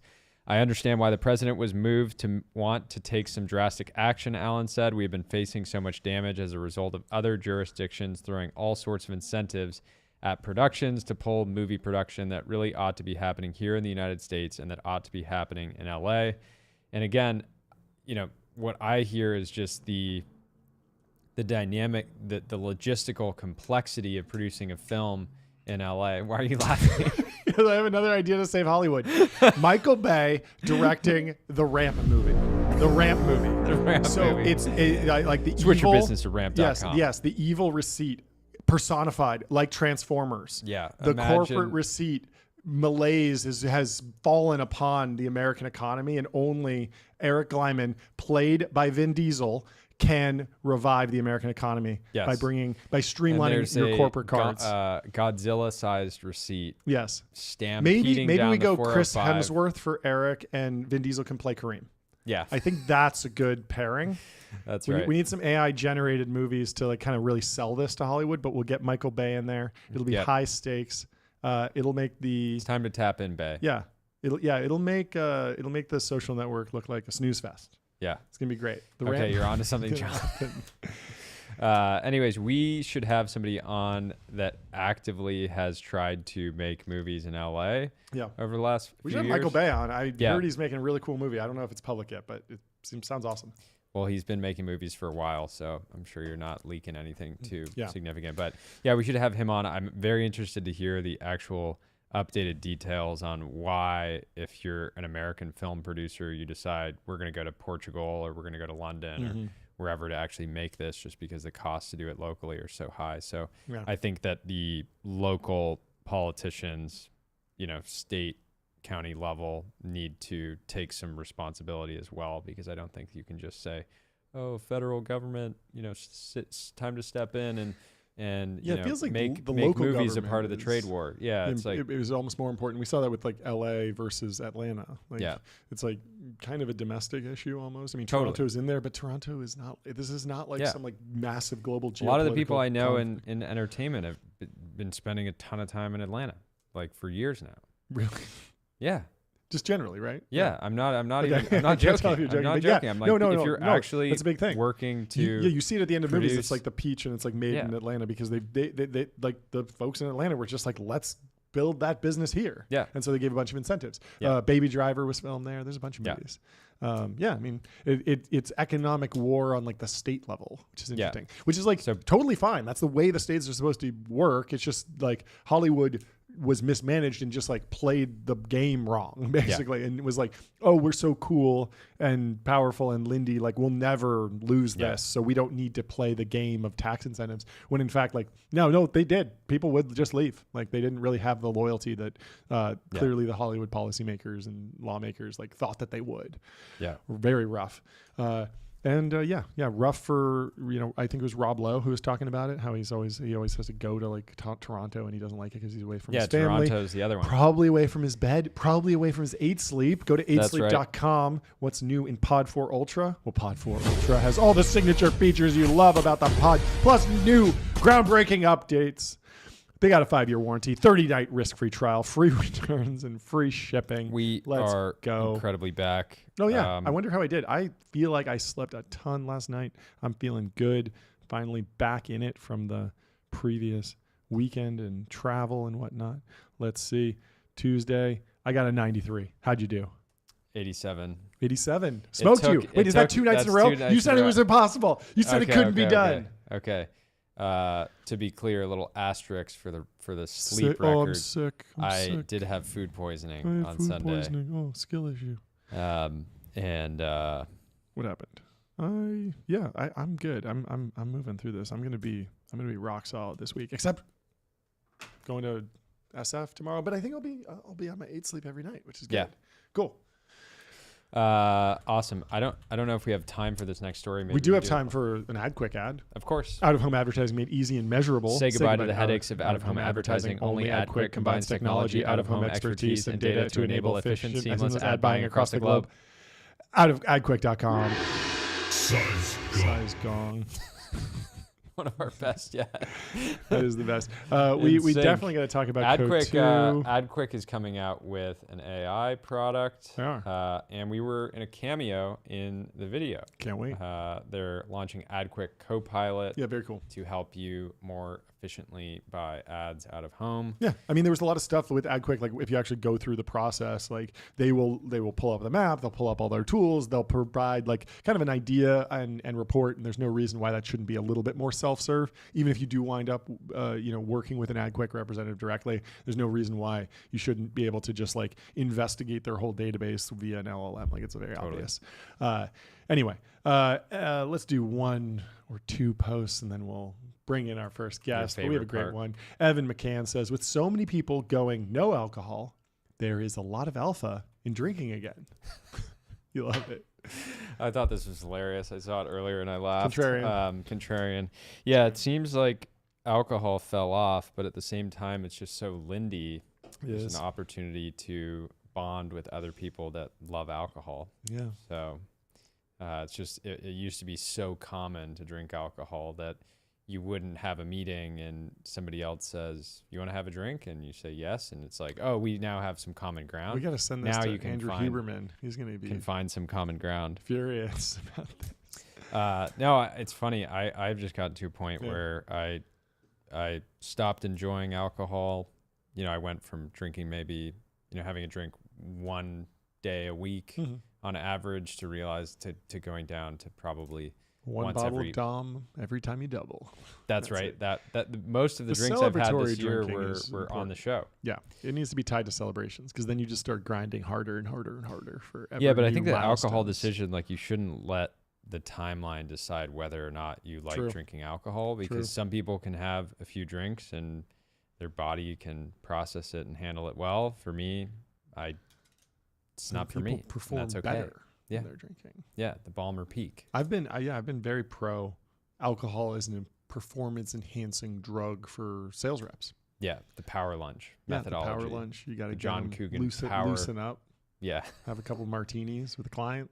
Yep. Ink a deal. This is how business used to be done. It's coming back. Yep. Coming back. Anyway, Lindy. Corey Levy was over at Y Combinator. Game respects game.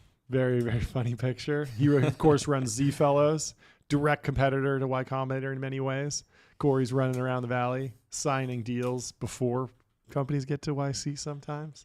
Yeah, but I'm sure Corey's generally excited when companies he backs end up joining YC. Yeah, so this is one of those things where, they are competitors, but the nature of competition is that sometimes, like when you see 2 competitors take a picture together or do some sort of collab, it's like they either hate each other or they love each other. Yeah. I feel like a lot of people experience this where you could be like competitors, but if you understand your business at a deeper level than everyone else on the outside, you can wind up having a beautiful partnership and friendship with someone who is ostensibly a rival because you actually see the world in a more nuanced way than someone just on the outside being like, oh, you guys are just capital and you guys just invest. Like they actually probably view their businesses very, very differently and very complementary. Totally. Yeah, I think Z Fellows had an interesting wedge and it's just consistently found great founders. Oftentimes, I think even before they have an idea, which is not the same model as YC, even though YC will in small instances. Yeah, even though they are somewhat in the same world. The way I would say it is the Z Fellows of Z Fellows is Z Fellows, and the YC of YC is YC. Yes. And those things can, overlap. Totally, with an X. Yeah. XYZ. XYZ. Cool. Well, we have our guests ready in the waiting room. Let's bring them in. They're both in the waiting room. So do you think it's... I wanted to bring in Kelvin first. I will text Santi and tell him to give us 15 minutes. We'll go back to back. I think that's probably what's best. Let me text them and let's bring Kelvin in. FYI, Kelvin is with FAI. We are going to do Kelvin first, then Santi at 12:45. Cool. We are good for that. Let's bring in Kelvin whenever he gets a chance, and let's update his lower third. The Chiron is ever evolving. All part of our mission to bring media to Hollywood. I like that stinger. That's very Michael Bay. It's not. There's something about the Ashton Hall one that just hits so much harder. Yeah, it's just so much better. So much better. It's so night and day. It's night and day. Anyway, if you have any sound effects you want us to add to the soundboard, reach out to Ben. Yes, he's a soundboard maestro. Yeah, we really got to get on, TikTok, Instagram, whatever, wherever these sound effects are coming from. We need to bring them into the show because the soundboard has been a delightful upgrade. And we have our first guest of the show. Welcome to the stream, Kelvin. How you doing? Boom. Gentlemen, good to see you guys. What's going on? Intro. Great to have you. Music. Yeah. Oh, yeah. We're big fans of the soundboard. Expect the unexpected during this interview. It'll probably be the loudest, most interruption-riddled podcast you ever do. But it's fun. Can you give us a little bit of a backstory on you and specifically the announcement today, some of the work you've published, and kind of just give us the high-level overview? 100%. So I'm Kelvin, kind of prototypical Silicon Valley tech bro. Nice. Dropped out of Princeton, moved out to the Bay Area, was a founding engineer at 2 companies. And then a few years ago, just started reading about industrial policy and the history of technological progress in the States, and recognized that we were in a moment of intense techno-industrial decline, and that this was in large part facilitated by bad policy choices. And so in the move into DC, got to meet people like Santi, and we released this playbook after 6 months of long, hard work. And it's a recognition of the fact that tech-industrial decline is a policy choice, and that we are in a moment where with the rise of China, with the stagnating industrial base, there are intense changes that need to be made to the existing system, and this playbook has 27 very concrete ideas for how to change things across the industrial base, across the national security apparatus, and in the ways the government funds frontier innovation. Cool. I want to go into the playbook, but first, give us a lay of the land. FAI, IFP, what are these organizations? What are their goals? How are they funded? They're nonprofits. Can you break all that down, and then we'll go into the actual playbook? 100%. So there's 4 institutions involved in this project: FAI, IFP, American Compass, and NIA. A lot of acronyms here. So FAI is the Foundation for American Innovation. It's a center-right tech policy think tank focused on tech policy, emerging technologies, industrial policy. IFP is a nonpartisan think tank focused on a lot of the similar topics, also around particularly around meta-science and energy as well. And then American Compass is more of a new right economic think tank. They do a lot of other stuff beyond just industrial policies, so family policy, workforce policy, et cetera. And then NIA is the New American Industrial Alliance, focused on a new trade group started by a bunch of really sharp builders focused on bringing the best of Silicon Valley industrialists to Washington, D.C. So this project is kind of a merger of all these different circles of the new right conservative folks all the way to your Silicon Valley builders. Got it. So we talked to Catherine Boyle yesterday about American dynamism broadly. We've talked to Chris Power about Hadrian and building manufacturing in the United States, Anduril, and some of these themes. But what are some of the more concrete steps that you're advocating for on the road to reindustrialization, techno-industrialization? What does that actually mean? Yeah, so this was born out of a kind of growing bipartisan consensus over the past two administrations that some things deep need to change. And the Biden administration really took a pillar approach where they looked at things like chips, energy, manufacturing, and passed really large scale subsidy programs that have been like unseen in generations.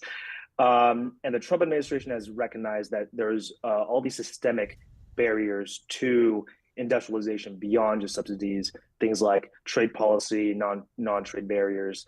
And so where we wanted to fit into the conversation is recognizing that there is in all these different critical industries, whether it's critical minerals or hypersonic missiles, all the way to biotech manufacturing, there are unique industry nuances that prevent more things being built faster and cheaper. And so the goal with this playbook was to really channel this newfound energy on both sides of the aisle in advancing these issues and elevate folks who could write up very specific policy proposals along these lines to advance specific areas. So the way we categorize the playbook is we have 3 sections: industrial power, national security, and frontier innovation.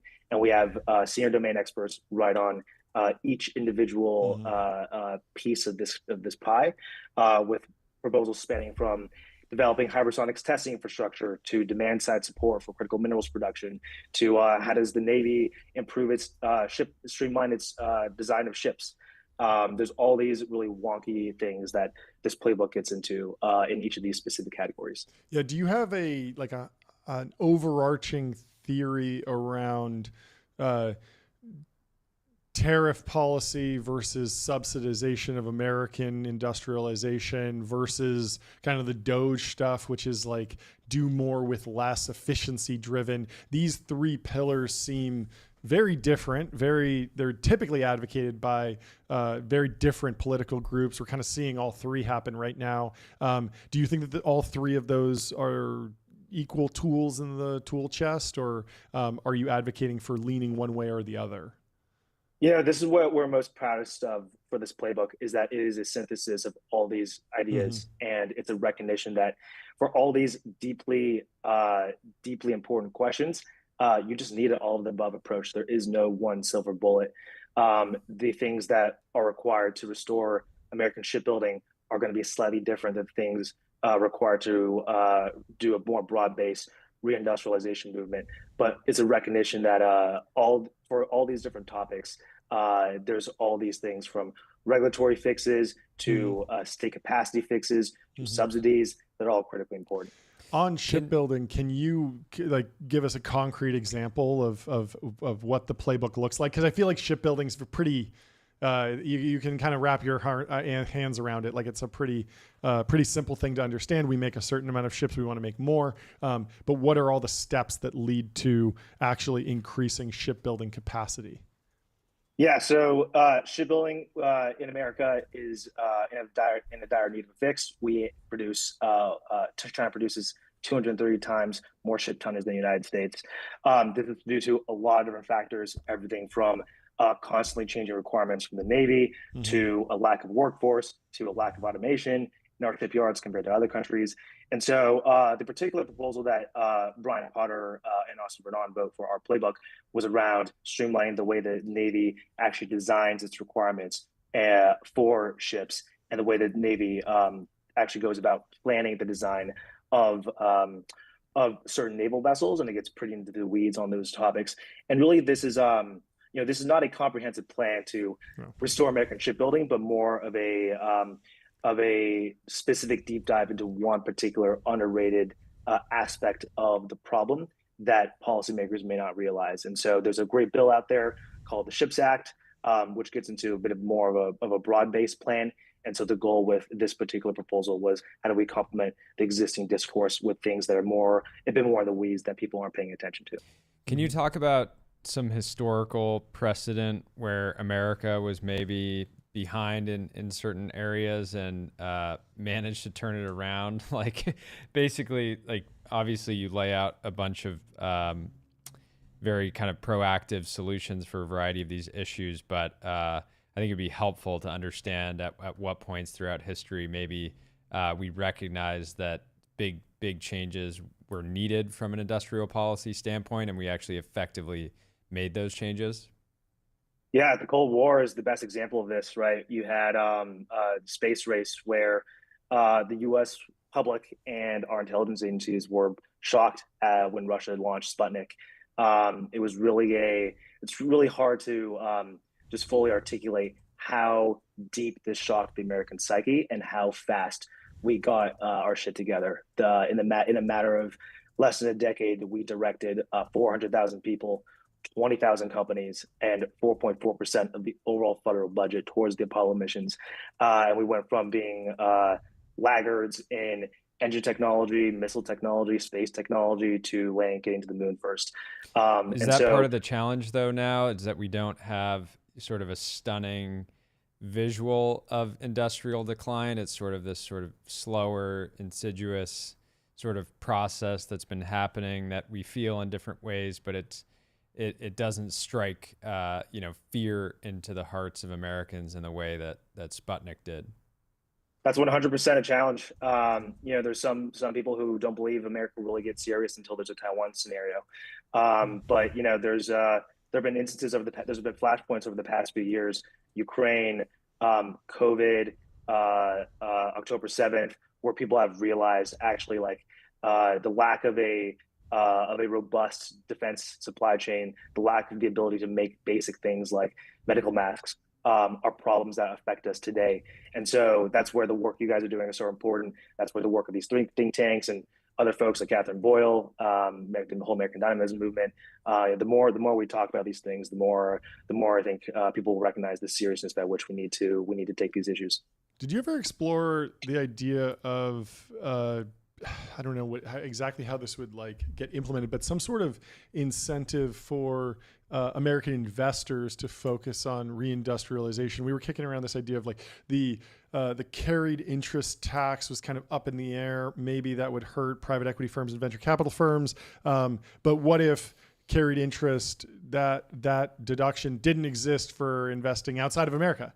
But if you invest in America, all of a sudden you get a much more favorable tax treatment, something along those lines, or even just anything like we've seen the American Dynamism movement take hold in the venture community, but we haven't heard nearly as much on the private equity side. It seems like the private equity firms are still just kind of dollars and cents maxing. But what do you think there's any moves that could kind of lead to more just decentralized American capital driving reindustrialization? John, that's such a fantastic question. There are so many levers. It'll take a long time to go through all of them. Yeah, but Julius Krein of American Affairs wrote a great piece for us on that very question of how do you get large scale capital institutions to invest in industrial finance. Yeah. There's also Sam Hammond wrote a piece on utilizing the SBA's authorities to incentivize investing in small, medium-sized manufacturers. Mm-hmm. One of the greatest strengths of America is that we have the world's strongest entrepreneurial base. We have folks like Jeff Bezos, Elon Musk, and we also have a state that is capable of doing a lot of things, right? Tesla and SpaceX being the prime examples of what can happen when you combine effective industrial policy, effective tools of statecraft with amazing entrepreneurs who are building the future. Yeah. Interesting. I had some sort of thought. Do you have any follow-ups? Yeah, I'm curious, as you guys were putting this together, what kind of announcements or policies maybe sort of shifted your priorities? Because over the last, call it 6 weeks, there's been a lot of announcements. On Sunday, we had 100% tariffs on... The 3D chessboard has been flipped. Yeah, we're just flipping the board constantly. But no, I'm curious, was there anything that you were wanting to write about or include in here, but you felt like already had enough momentum or kind of coverage from existing policies? Yeah, to give the Trump administration credit, we had a few things written up around defense procurement reform, energy reform, where they put out some EOs, and we were like, oh man, we'd add some more things.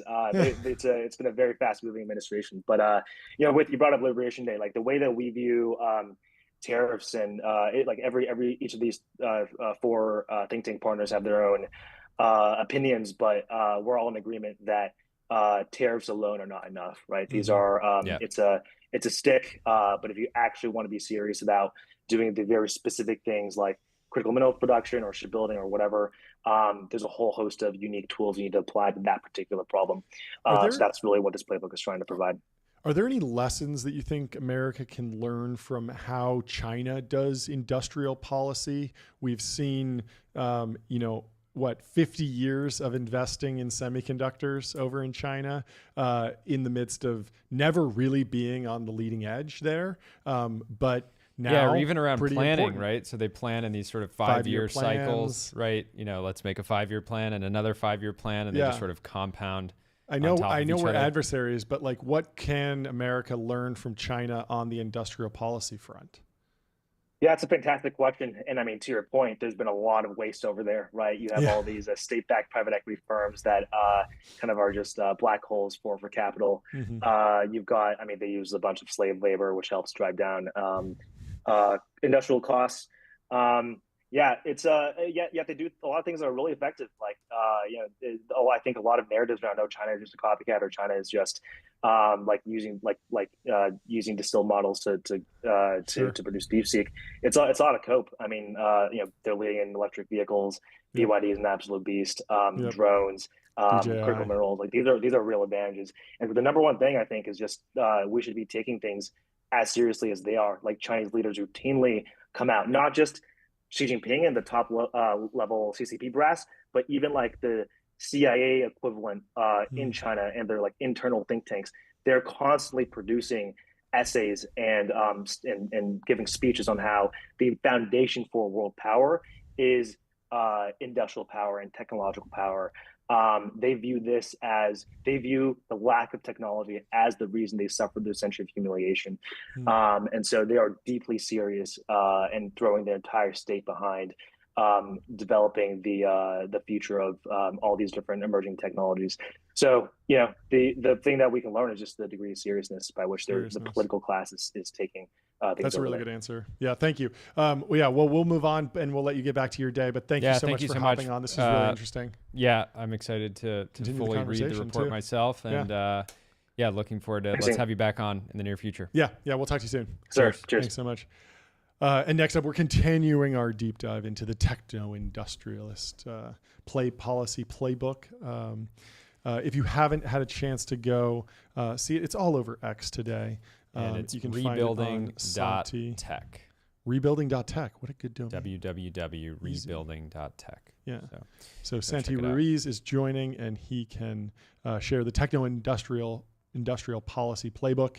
Is the United States still the world's leading techno-industrial power? The answer is no longer obvious, and that should worry us. Let's bring him in to have him break it down for us. Santi, how you doing? Welcome to the dramatic stream. Entrance. Fantastic Great to entrance. see you. What's going on? How you doing? I'm good, guys. Thanks for having me. Long-time listener, first-time caller. Yeah, great to have you on here. We got a little bit of an overview of how the little think tank cinematic universe came together. The Infinity Stones came together. Yeah, the Infinity Stones. The Avengers of Thinking. So let's just jump into it.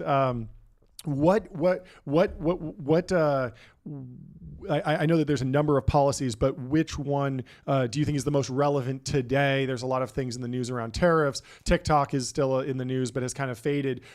If there's just one takeaway that you want to dive into first, where should we go? Totally. Let me get to that in 1 second. I just want to say, Kelvin did not flog the hard copy of this thing to you guys a moment ago. We got to get that going. But it's really nice. Just really happy. I got a hold of it yesterday, and I'm like really feeling my oats on this. So we'll put up the drop shipping links soon. Yeah, we love the printed word. We're big fans of the Wall Street Journal. We love books. We love everything printed. No, and the playbook should be in print. I mean, it's more deserving. Just print dump it out of a C-130 all over Washington, Capitol Hill. Just rain bucks. Right now, while we're talking, a couple of my colleagues are doing hand deliveries to every congressional office. So we're trying to do that. That's great. So let's go into some of the top topics in the report and what we should be focused on first and foremost. Totally. So Kelvin pushed on this project, and the way he broke it down, which I thought was really useful, was basically you've got like your national security recommendations, which are what they sound like, a lot of the defense acquisition stuff, a lot of like making it easier to do hypersonic testing, for instance, in the US, so like really defense specific stuff. Then there's like a broader, industrial based section called industrial power. That's, critical minerals. It's like small business administration to make it easier for small manufacturers to get going.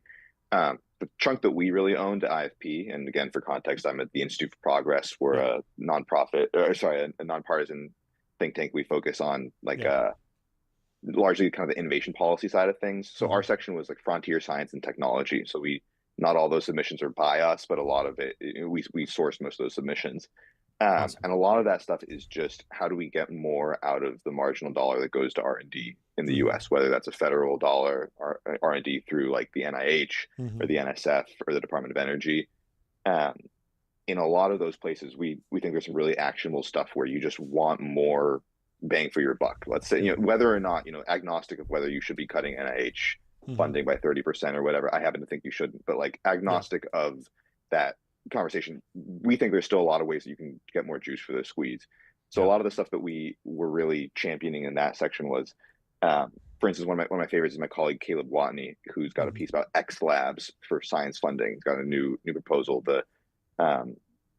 Basically, the way the NIH and the NSF and to a certain extent DOE are set up, it's really easy for them to give money to universities and academies, and really hard for them to give money to other kinds of institutions, even if those other institutions might be better at the kinds of basic research or the really kind of hardware intensive, basically high capex research that you might need for certain manufacturing fields or science and tech fields. Caleb gets into it pretty well, but there's basically existing authority that all of these agencies can use to just start setting up another kind of grant structure. There's no statutory text needed, no EO needed. They can go do it right now. And you can basically, whether it's the ARC Institute, cool biomedical stuff that's frontier, where there's some of the best stuff is not happening just at Johns Hopkins or just at these academic institutions. So that's one example. I could go all day, but like there's a lot of stuff that we really try to be as actionable as possible. Most of this stuff either needs small statutory tweaks, or president or the executive branch can say, let's do it right now, or it's already kind of firmly in agency authority, and it's just culturally or for whatever reason, it's hard for them to get going. Yeah. We were talking to Delian about this last week, this weird dynamic where arguably the greatest new innovation in science and technology came from OpenAI's nonprofit arm, which is now spinning out this for-profit, and everyone's going to make a ton of money off of it. Is the OpenAI, I guess, like what lessons are the think tanks on this project, or even just what you're seeing in Washington, what lessons are they taking away from that experience? Obviously, it's very different than doing basic research on the human brain, for example. But at the same time, the government didn't really fund the transformer that happened at Google. They didn't really fund the development of the initial large language model that happened at OpenAI. And yet, like the research did get done. And so is that coloring how policymakers are thinking about allocating funding towards research and development in kind of the modern era? I definitely think it is. And I think you got like a really live debate right now in like, if you want to talk about the meta science field, right? People who want to do more science on science, figure out how you get the most bang for your buck, basically. We at IFP, this is one of our, our 5 verticals and the 5 areas that we work on. And you definitely get people across the spectrum, people who think like, I've heard people say, like all federal R&D is like down the drain. I don't think that's true. I think there's good evidence that's not, but like you get people in this space who think like you have to overturn the apple cart completely. I think the things that most people agree on is increasingly you're seeing institutions that are not universities being much better at leveraging AI. And I think that's like a pretty straightforward argument. You're seeing nonprofits set up often by, folks from the West Coast who want to be able to leverage a lot of they have a lot of capital. They don't have a lot of the other institutional ties, but you can build kind of new institutions and you're not constrained by the tenure or whatever. And if you can affiliate with, say, at Stanford, then you get the grad student pipeline. And so you still get a lot of the great talent from the academic system. I think you've seen, focused research organizations or FROs where the idea is, hey, we're going to spin up for like 5 years to tackle one basic research problem. We're going to see if we can just crack this. We're going to be a nonprofit because we're not going to commoditize ever. It's just like, it's too fundamental, but it's either a basic research thing that we think is upstream of some like whole field that other people will be able to tackle, or it's we're going to build tooling, we're going to build like an open source like map of the brain at a level that hasn't been done before, and we're never going to make any money on it, so there's no reason to do it as a for-profit company, and we're going to move at a pace that you could never do at the academy. And so we're going to try and like build the institution to solve the kind of problem instead of starting at your institution and saying, how far can we take this institution? And I think that instinct that like you want to just solve the specific problems and build an institution that's like built to solve that rather than try and pick up whatever you have and squeeze it in. I think you're seeing a lot of that in Washington right now. Can you talk a little bit about the replication crisis? Is that front and center? What is the replication crisis in your mind? And is there actually a plan to solve it? Is it something we should even be trying to solve? Yeah. We've got a great recommendation in here from our good friend Stuart Buck, where he basically pushes us to get more serious at the federal level, investing in replication. I think it's a really plausible idea. It's funny you ask that my first on-campus job over the I think my freshman summer was working at a place called the Center for Practical Wisdom, which was like a psych research lab. And about halfway through that Great job, name. I kind of realized it's a great name, but I think I kind of had a come to Jesus moment where I realized this research is like not going to hold up. Like 2 years from now, this is going to be poked full of holes. Like what am I doing here? Narrator, it was not practical. it was I still think you can probably study wisdom, but maybe not with like these small n studies about how people appreciate paintings. It was really bad. I tend to think that the replication crisis stuff is more of an issue for the soft sciences, for the social sciences. I think a lot of the hard tech that you really want to push on, you can get a yes or no, and replication is a lot easier. I also think there's a lot of basically regulations or like encouraging of gating of science that the federal government does. That if you loosen that, you can make it easier for people to try and replicate stuff and to basically crush bad science quicker. What you really want is just faster turnaround cycles. Like no matter what, in a thriving scientific ecosystem, I think you're going to get a lot of kind of crap. The question is like, how quickly does that stuff get flushed out of the pipeline by good replication or by incentives that make it easier? If there's got a bunch of great scientists out there, you're still going to get random stuff that doesn't replicate, but you just want to kill it early and have like strong incentives for that killing to happen. That makes sense. How do you think about timelines for all of these issues? One of the potential disadvantages of our democratic system is, potential turnover every 4 years or 2 years in leadership. And we were talking with Kevin about sort of China's ability to do a bunch of consecutive 5-year plans that are kind of building on each other's.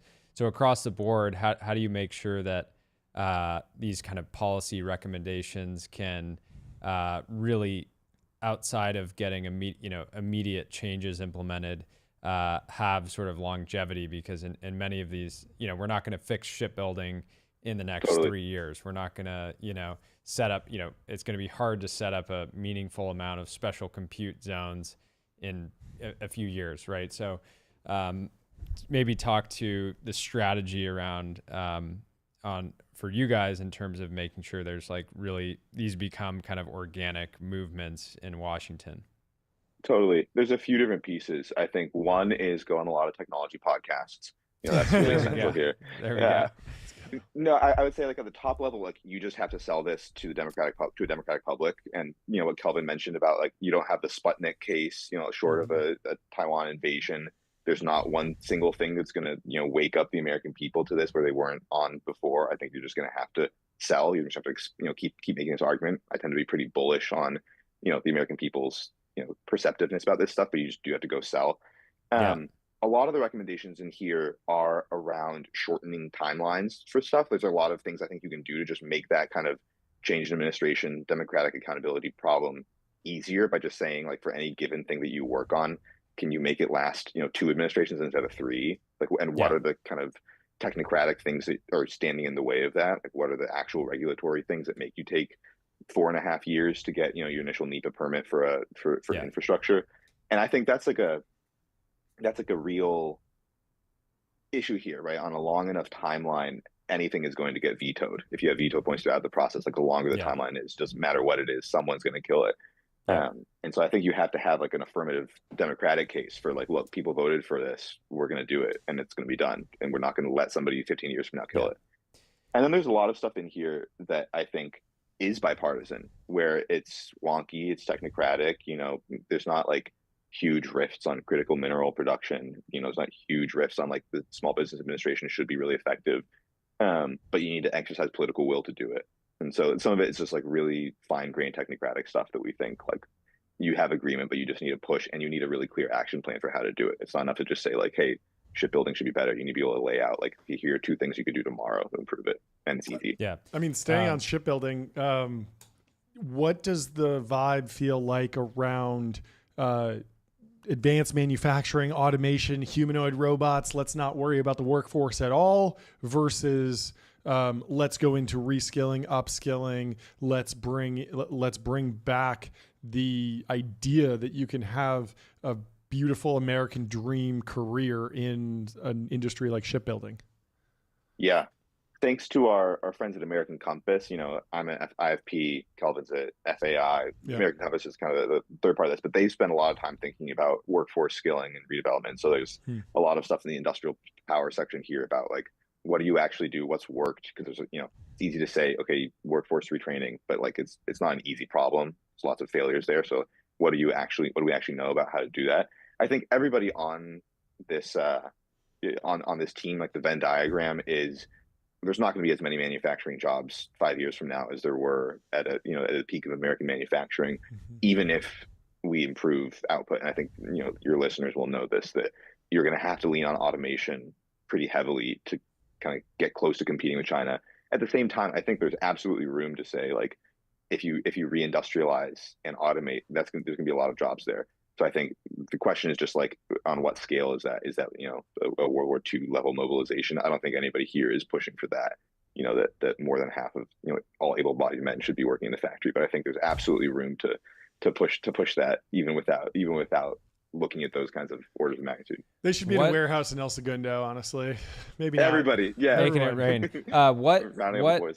What topic in the playbook do you think is going to get the least attention this year that will get the most attention, let's say in 5 years? Is there a specific area? Because right now it feels like a big part of this is around is all encompassing around kind of industrial policy. But we were in Washington last week, and there was it was a very bipartisan event around reindustrialization. So it seems like everybody is not everybody, but it feels like there's a general alignment there and a lot of attention there. But of these kind of subtopics, where do you think is being kind of like underrated or under-discussed?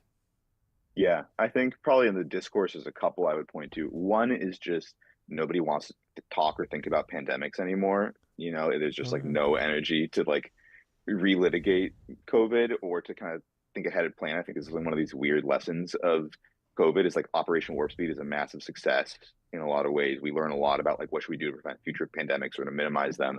And then just nobody has any energy left to talk about that. So I think there's some really good ideas here on like pathogen sequencing. And I think there is real movement in DC on like all-purpose like viral vaccines. And a couple colleagues put together some really good work here. But it's just like nobody wants to talk about that right now. I think that's like, and I get it, to be honest. And then the other one is, the high-skilled immigration fight is going to keep happening, throughout, over the course of this admin. I think you've got different parts of the coalition, in the admin that have very different views on this. Obviously, even among the orgs that put this together, we don't all agree on everything on immigration. But there's a proposal in here that I really like that's basically DOD could be much better tracking like who are the top scientists, maybe the top 1,000 scientists out there who we would like to have stateside, and just like keep it tight. This doesn't have to be lumped in with the O1 or the other just kind of general like high level talent. But if you have like a specific list of here are the people we would love to poach from China, and then just like make it extremely easy for that specific list of 1,000 or 2,000 people to, if they ever want to come over here, they've got the kind of golden ticket path.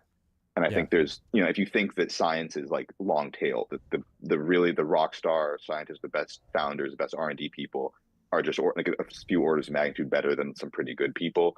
This is not a kind of crazy idea. I think like let's, poaching the highest value people would have an outsized impact.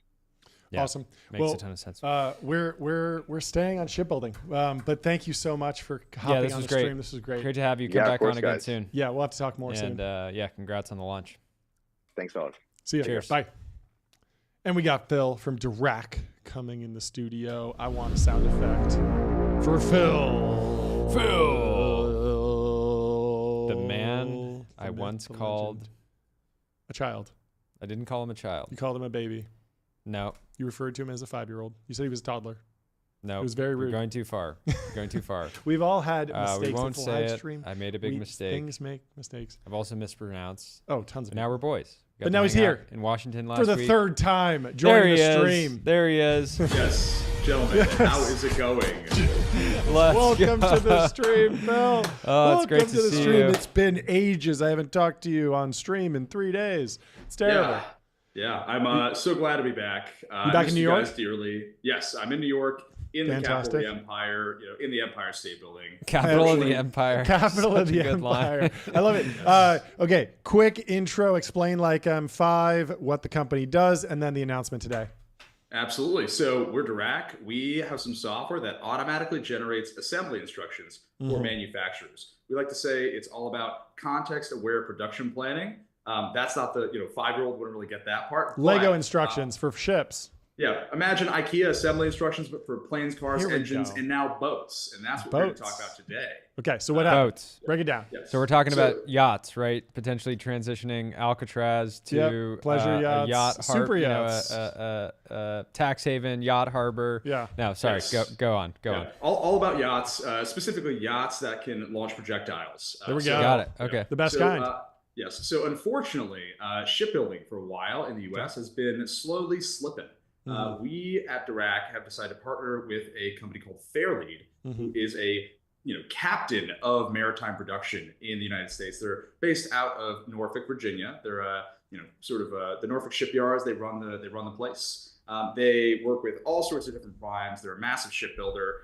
We're talking submarines. We're talking destroyers. We're talking carriers. Fairlead has selected Dirac to basically modernize a lot of their production planning and infrastructure. So Amazing. really, really excited to work with them. They are super tech forward. Funny enough, they actually launched their own venture fund earlier today. Wow. So great timing for them. Wow. And we're excited to announce this partnership. This looks like us basically getting into the forward deployed engineer game. We're gonna have a guy deploy down there, modernize a lot of their infrastructure, and deploy the latest and greatest Dirac technologies to their production plan. So if we, Yeah. So break down the the massive onion that is the layers of building an actual ship on Fairlead.com. I see they have an aircraft carrier, but it seems like they build systems that go into the aircraft carrier. So are they under a prime contractor? Do they work for Lockheed and Northrop or someone else, or so Huntington I can give you- Ingalls? Is that right? Yes. So I got in the interest of preserving Fairlead's confidentiality, Sure. I won't say exactly which primes, but they have many prime contracts that they put systems directly onto. Okay. I can tell you the biggest shipbuilders and maritime producers that are primes are Huntington Ingalls, Bollinger, General Dynamics Electric Boat. Yep. These are potentially the types of companies that hypothetically Fairlead would be working with. And so, yes, they support. And then what are they actually building on the ship? I see some systems, variable speed drive, switchboards, control systems. Like, can you concretize this and like break it down in more simple to understand? Like, is it the steering wheel that they're building? What are they doing? So basically, when you get a boat, right, you're saying it's time to ship, right? We're gonna make a boat. A shipbuilder makes a hull. Right. Yeah. They make this. They start to make the hull. They start to make various systems within that ship. But really, they're making like a shell.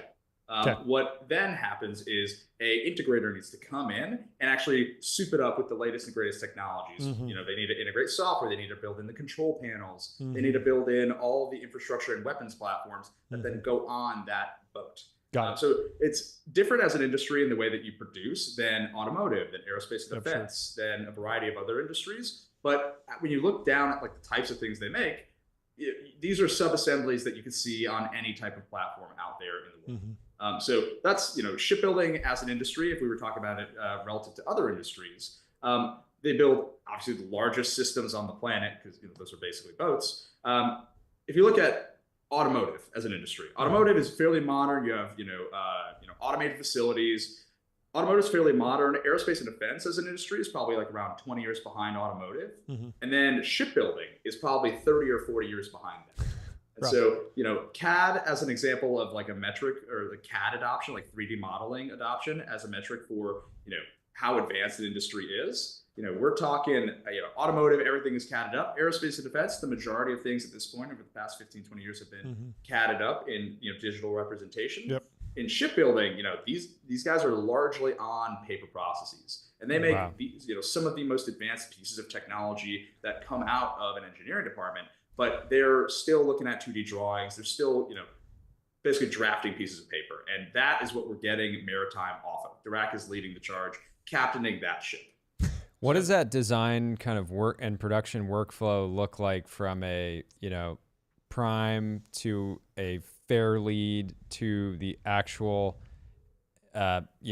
manufacturing engineers that are making, individual parts? And I imagine oftentimes the initial designs or the specs, you're actually, I'm sure that Fairlead and Fairlead's engineers realize at different points, like, hey, this worked in, a CAD file, but it doesn't actually work in practice. We need to re-engineer it. What does that kind of collaboration process look like on a general level, without going into detail on Fairlead's specific process? It looks a lot like a lot of plane tickets bought to Virginia. A lot of folks flying from DC to, from Norfolk to DC, from Boston, all over the place, to California. It is very difficult for these folks to communicate technical designs digitally right now, and it is because it is all on paper. And so it looks like a very angry phone call down to down to the docks and saying, hey, we got that system that you guys shipped. This thing don't fit. What's going on? And so it's a unfortunately very frequent occurrence. If you look at the average delivery date for a submarine, on average, submarines are 3 years late. So it is really, really bad, because the barrel that everyone in maritime is staring down at is the year 2027. It's a big year that the Navy, that the Army, that everybody in the U.S. Military is focused on, because that is the year that we think some crazy stuff's going to happen with China. And so they're thinking, okay, it's 2025. We need submarines yesterday. The annual production rate for submarines in the United States is 1.5 submarines a year. China makes more than 10 a month. And so, that is a terrifying number, because as you were kind of asking about, red alert. I mean, that is staggeringly bad. That's terrible. Yeah. Can you give me a little overview of the executive order restoring America's maritime dominance? What's in there? What does it mean for shipbuilders, America broadly? And does it make you more optimistic about that problem? Yeah, I would say it makes me more optimistic. The current administration is taking it extraordinarily seriously that we need to upgrade the modern American shipbuilder. These are things that are named, like that statistic that I mentioned. Statistics like this are named specifically in the executive order, and they're basically calling out the shipbuilding industry, saying, if you are, 15%, I forgot the explicit number, but if you are late by a certain percentage on your contract, you will be fined. You are subject to losing your prime contract. Like, it is not okay to ship late anymore.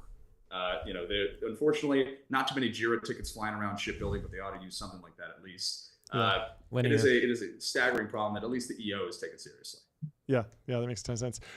Thank you so much for hopping on. Do you have anything else, Jordy? No, this was great. Move on? We are going to hop over to talk to Fairlead, the other side of this deal, and get Jim's take over at Fairlead. Put the screws to him. We're going to pitch Fairlead on leading a $100 million on $1 billion post into Dirac. So wish us luck. Good luck. Well, thank you guys. I will catch you later. We'll talk to you later. Great Phil. to see you. Bye. Cheers. And let's bring in Jim here, the other side of this. We don't talk. I mean, Fairlead's not a company that a lot of people know about. Private. It's been in business since the 80s.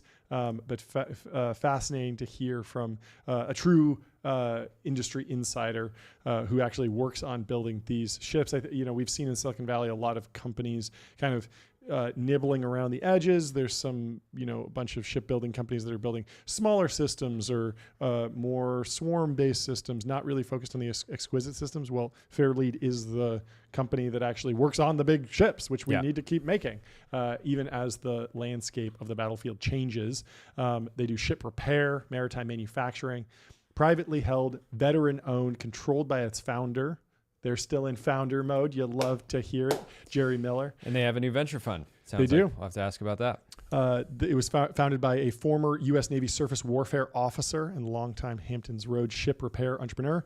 Owns the company through closely held Miller Group. In 2014, he rebranded his previous Miller IMG field operations as Fairlead Integrated and has remained chief executive officer and majority shareholder ever since. In 2019, former General Motors CEO Dan Ackerson bought a small equity stake and serves as a minority owner and strategic advisor, but no outside corporation holds a controlling interest. Anyway, is Jim available? Let's bring him into the studio. Welcome to the show, Jim. Nice to meet you. Thanks so much. That was fantastic. Yeah. We appreciate and privileged. Yeah, we're really excited to have you here. Would you mind introducing yourself and a little bit about the company? I gave a little bit of an overview, but I'd love to hear it from you. Certainly, James Blum. I run corporate development on behalf of Jerry Miller and Fred Pasquin, the president, who's running Fairlead. And we've rebranded into, we've now turned it into Fairlead. And we have Fairlead Ventures, which we announced earlier today, and very privileged to also partner with Dirac. And that announcement is coming out at any moment, as I understand from Phil and the team. Yeah. And at Fairlead, we're very privileged. Systems engineering, shipbuilding, ship repair, and then we work on many different advanced energy challenges that the Navy has experienced and wants to integrate and adapt and apply. And we're very fortunate to do what is known as commercial off-the-shelf integrations, and then harden those integrations from the world's leading industrial manufacturers and integrate them into Navy platforms. And very fortunate to support the Navy and work on a number of different key initiatives across the maritime industrial base. We're part of the submarine industrial base, and we're fortunate to work on some very important problems around Columbia and the Virginia class. And then we do a lot of modular shipbuilding around aircraft carriers and all the latest designs that are coming out, and applying a lot of different autonomous capability to our aircraft carrier fleet. And then we're working very closely with the destroyer class as a platform, and working on applying a lot of next generation energy capabilities so that they can be integrated for lasers and hypersonics.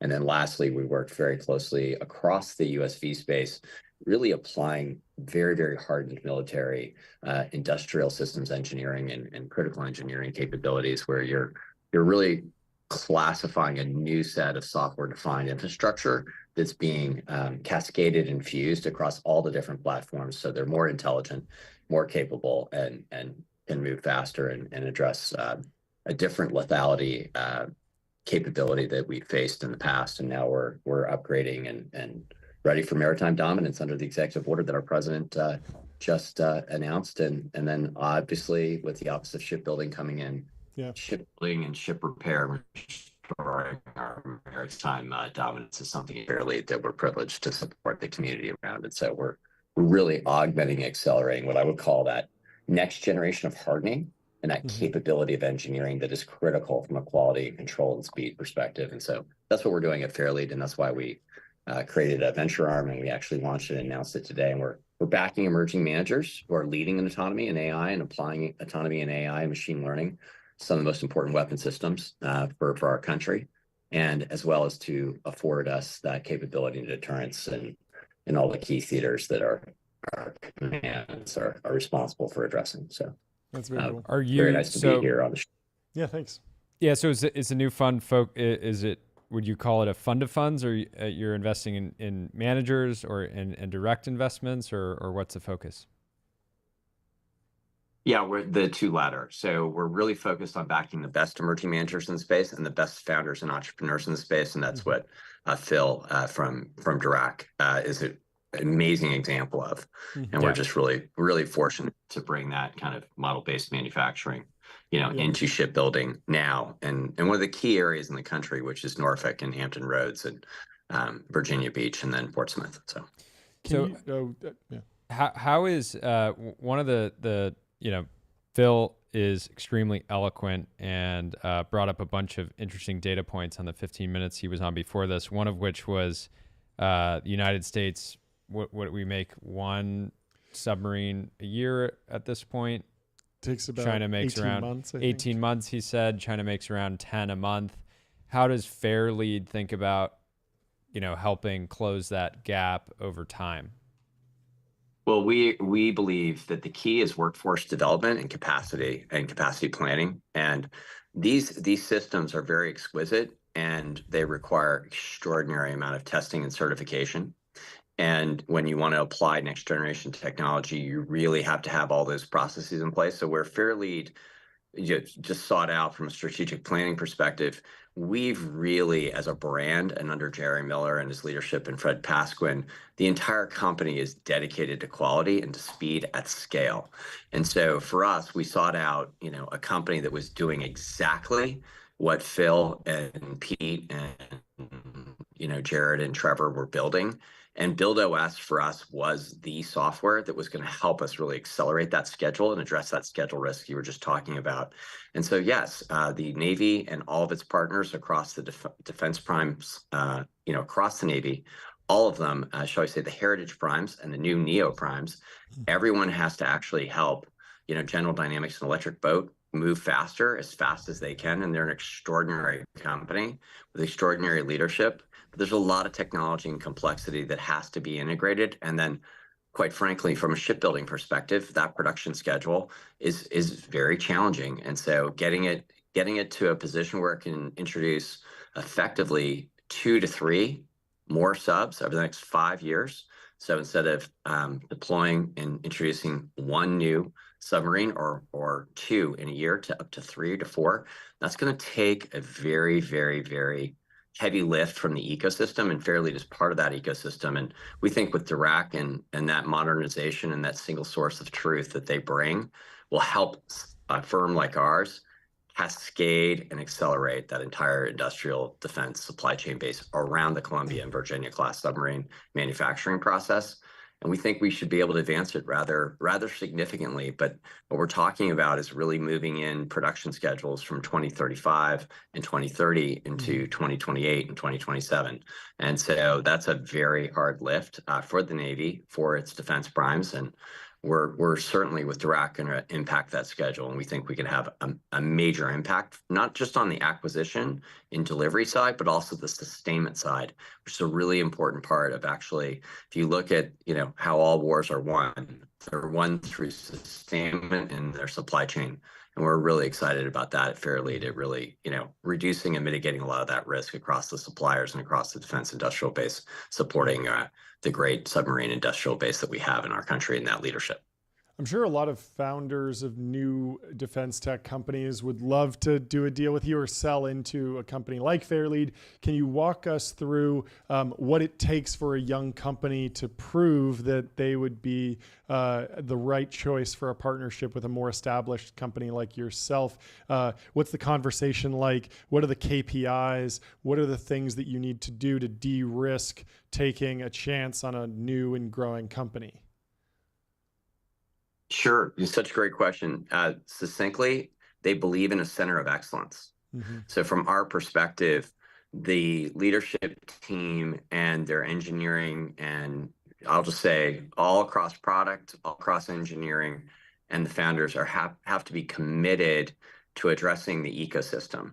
So what that means is literally actively having the forward deployed engineers be there to build up that new system of record with their own solution engineers and architects, but they literally will advance training for that workforce development, that workforce education, and then scaling that over a 36 to 48 month timeframe. So as a result, that then means that the founders and their founding investors have to have patient capital and capital from what I would call remarkable venture firms and growth equity firms. And then they have to have a deep capital base, because this is these are 3 to 5 year sprints. And the goal is to move at scale. And then you're training and upskilling and then really attracting extraordinary engineers, the best builders in our country, to actually a new space for them, which is maritime, and this maritime industrial base for maritime dominance.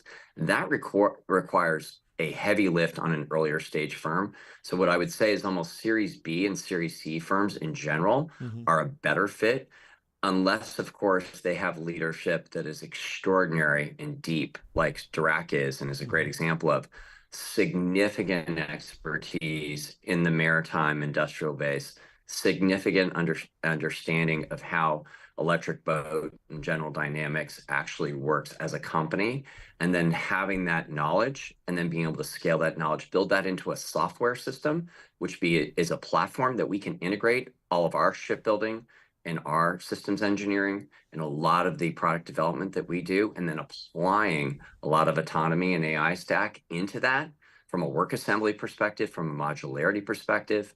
That's a heavy lift for most companies. Dirac had all of the above, and then they had extraordinary founding investors behind them from a seed perspective. And then they have a broad ecosystem support across what I would call the venture capital stack.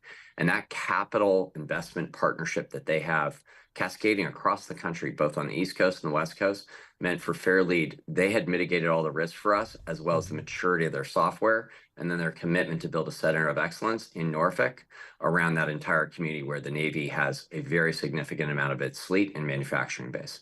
So those were the key requirements. And I would say that they also had the technology roadmap that we thought was absolutely core and critical to us. And we'd been seeking that out for the last 9 months under Fred Pasquin and Hal Barsh, and Hal really leads that for Fairlead. And he was extraordinarily impressed with the presentation by Jared and Phil. And just to give you a sense of how fast we moved from meeting them to actually executing a purchase order, an agreement, and a commitment to getting trained and scaling this Fairlead in under 3.5 weeks. That's how fast we move at speed and scale. So for any founder out there who believes that they have a next piece of the core tech stack that will unlock capacity, scale, and autonomy and manufacturing for our country, yeah, we move much faster than most industrial enterprises. And that's why we have a venture arm that we launched, because we wanted to back that with capital in addition to being a great customer and a great partner.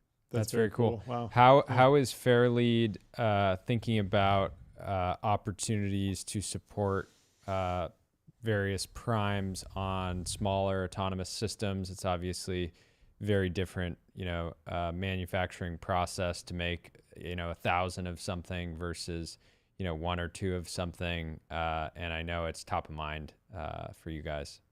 Yeah, so well said. We began this journey back in 2015, really trying to back as many new founders who were really early in that smaller autonomous stack. And so we've just been very fortunate to back a number of new and traditional players in the USV space. And we really started on the system engineering and systems integration side. And we have found now that we've been very lucky that the Navy has been so supportive of us that we're now working with many of the brands who are out there who well published, doing an incredible job raising capital, doing an incredible job pioneering in what I would call smaller hybrid fleets and introducing new port capabilities, terminal capabilities, the full value chain. And so we're just really privileged to work with, what I would say, the new entrants to the space, as well as the heritage players. And what we're fortunate to say is we're working with almost all of them. And we really take it from a software and systems engineering perspective. And what we're really trying to do is harden the navigation systems, harden the autonomous systems from cyber attacks, building out mission modules and payloads to support them. So as you know, many of these remarkable firms with remarkable capital are really building out these new vessels, which we need and are fantastic, but actually integrating that from a payload and cargo and high value, high consequence cargo perspective, that's actually an extraordinary, shall we say, level of systems integration that's needed. We just feel like we're just a natural partner, and the majority of the industry has selected Fairlead. So we look at everybody as a partner, and we're really looking at their timeline to accelerate production so they can field and get tested and certified and introduced into theater, and so that we can address that schedule risk that our president and our new Secretary of the Navy is very, very adamant about reaching. And so we just feel that we're very lucky to be in that position, to have the resources, the assets, the real estate, the capital, the leadership, the expertise, and quite frankly, we're now actually a prime ourselves. So been very, very fortunate. That's great. Congratulations. Yeah, thank you. Well, James, if you ever want us to come podcast on a submarine, let us We're know. here. We're here. Hey, We're ready. Gentlemen, we'll introduce you to all the right people. It would be a Fantastic. privilege. Great. Very honored. Well, thank you so congrats much on for the launch hopping of the new on. fund and the Congratulations. partnership, and it's great to chat with you guys. Thanks for all the context. Yeah, we'll talk to you soon. Have a Cheers. great one. Bye. Hey, thanks so much. Take care, guys. Cheers. And next up, we have Jacob from New Limit talking about life extension. Can you live forever, or are we trapped in this mortal coil? We will get to the bottom of it. But I mean, New Limit's a fantastic company. Brian Armstrong has been working on it for a while, brought in a fantastic team, and they've been doing a bunch of stuff. So Jacob, welcome to the stream. Thank you so much for joining. Could we start with a quick introduction on yourself and the company, just for those who don't know? Yeah, absolutely. Thank you all for having us today. So my name is Jacob Kimmel, one of the co-founders and president of New Limit. So New Limit's working on a new type of medicine to try and extend human health span, by which we mean we want everyone to have more happy, healthy years in their lives than they do today. And we're doing that using a technology called epigenetic reprogramming, which we're happy to unpack if it's of interest. Absolutely. Let's unpack it. Let's unpack it. Okay, let's unpack it. So I think it's an all the interest cells in to your all body, of our human audience. There might be some AI agents listening that not so that much are the the ape androids. audience could also benefit if there are that's any great. who are currently tuned in. Yeah. So all the cells in your body, they've all got the same DNA code, which is both kind of trivial. You probably learned that in like third grade biology class, but it's also presents a wonderful question, which is then, well, how do your eyeball and your kidney and your tongue all do different things? They have the same code base. And it turns out on top of your DNA and some of the proteins your DNA wraps around, there are these chemical modifications called epigenetic marks. I think of these kind of like the control flow in software, where not every line of your code base runs every time a user hits your application service. You use some pieces of the code base sometimes and others other times. And so your genome's the same way. Some cells express some genes from your genome, others express a different set, and that's how they do different jobs. Turns out as you age, all of those epigenetic marks get, for lack of a better technical term, messed up.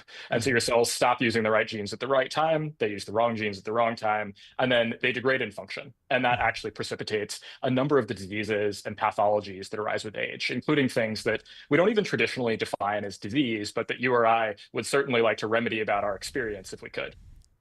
Is the plan here kind of traditional FDA biotech? I'm thinking like some research, then some mice, then dog or monkey, then human trials, then phase 1, phase 2, phase 3, maybe you're a public company at some point, or is there some sort of Silicon Valley twist or different approach that you're taking? Yeah, so all of the downstream steps are pretty much what you just laid out. Ultimately, in order to get a medicine into humans, we have to first do no harm, demonstrate that the medicine has some reasonable chance of actually helping a person, and then definitely isn't going to harm anybody when you put it into them. So we do need to do animal trials. We then eventually need to go into the clinic. I think the Silicon Valley twist here is that the problem we're trying to solve with how to basically rewrite these epigenetic marks back to the state you had when you were young really wouldn't have been tractable even 10 years ago without basically two technologies. One of those is something called single cell genomics. So we can actually take a cell out and sequence all of the different RNAs in that cell, basically telling you which parts of the genome it's using. And then the second, which I'm sure your listeners are intimately familiar with, is AI. There are more ways we could try and rewrite this epigenome than we'll ever be able to test in the lab. It doesn't matter how clever you are. The number here is about 10 to the 16, which is a stupidly large scientific notation number. To put it in context, that's like 10,000 Milky Ways worth of stars. You just can't test all of those things. And so by building AI models, we're able to actually prioritize which of those potential reprogramming medicines we even bother to test in the lab. And that helps us get to these discoveries much faster. I really don't believe this company would have been a good idea prior to the advent of really those two key technologies. And so we're trying to parallelize as much as we can early on, so that by the time we get to that traditional drug discovery process, we have a lot more conviction around the molecules we're moving forward than you might otherwise. Okay. Can you talk about the different kind of milestones that you sort of that have been important to you and important to your partners to get to this point? It's much different than SaaS, where maybe you get funded with an idea and a deck, like every company does, and then you get to maybe 2 million of ARR, you do a Series A, 10 million, you do a Series B. I imagine the milestones have been much different here, but I'm sure you guys hold yourself to a pretty extreme, standard around, continuously de-risking the opportunity and getting more and more convicted. But I'm curious what those have been to date.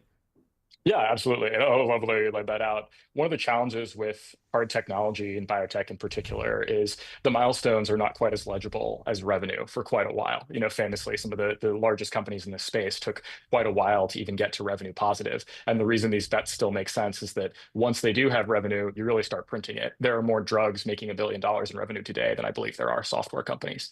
So it's truly amazing to recognize like a single product is transformational. So all of these hard bets make sense, even if there is a challenge in making them legible along the way. So for us, really, there were a few key milestones. When we started out and built the company, all of this was effectively an idea. There was an existence proof where we knew it was possible to reset the epigenome of an old cell back to a younger state. But that existence proof was something that in the field we often call a tool compound. It tells you that the biology is tractable, but it's not a medicine you can put in people. It basically works, but it's not safe. And so we had to first build all of the technology that would even let us run these experiments in the first place. Just to give you a sense of scale, before New Limit, people had really only tried 19 different ways to do this sort of epigenetic reprogramming intervention, make an old cell look young. 16 of those I had done in my old lab with my own hands. Like really, this was just a gold mine that not many people were digging in. It's just like me there with like a tiny little plastic shovel.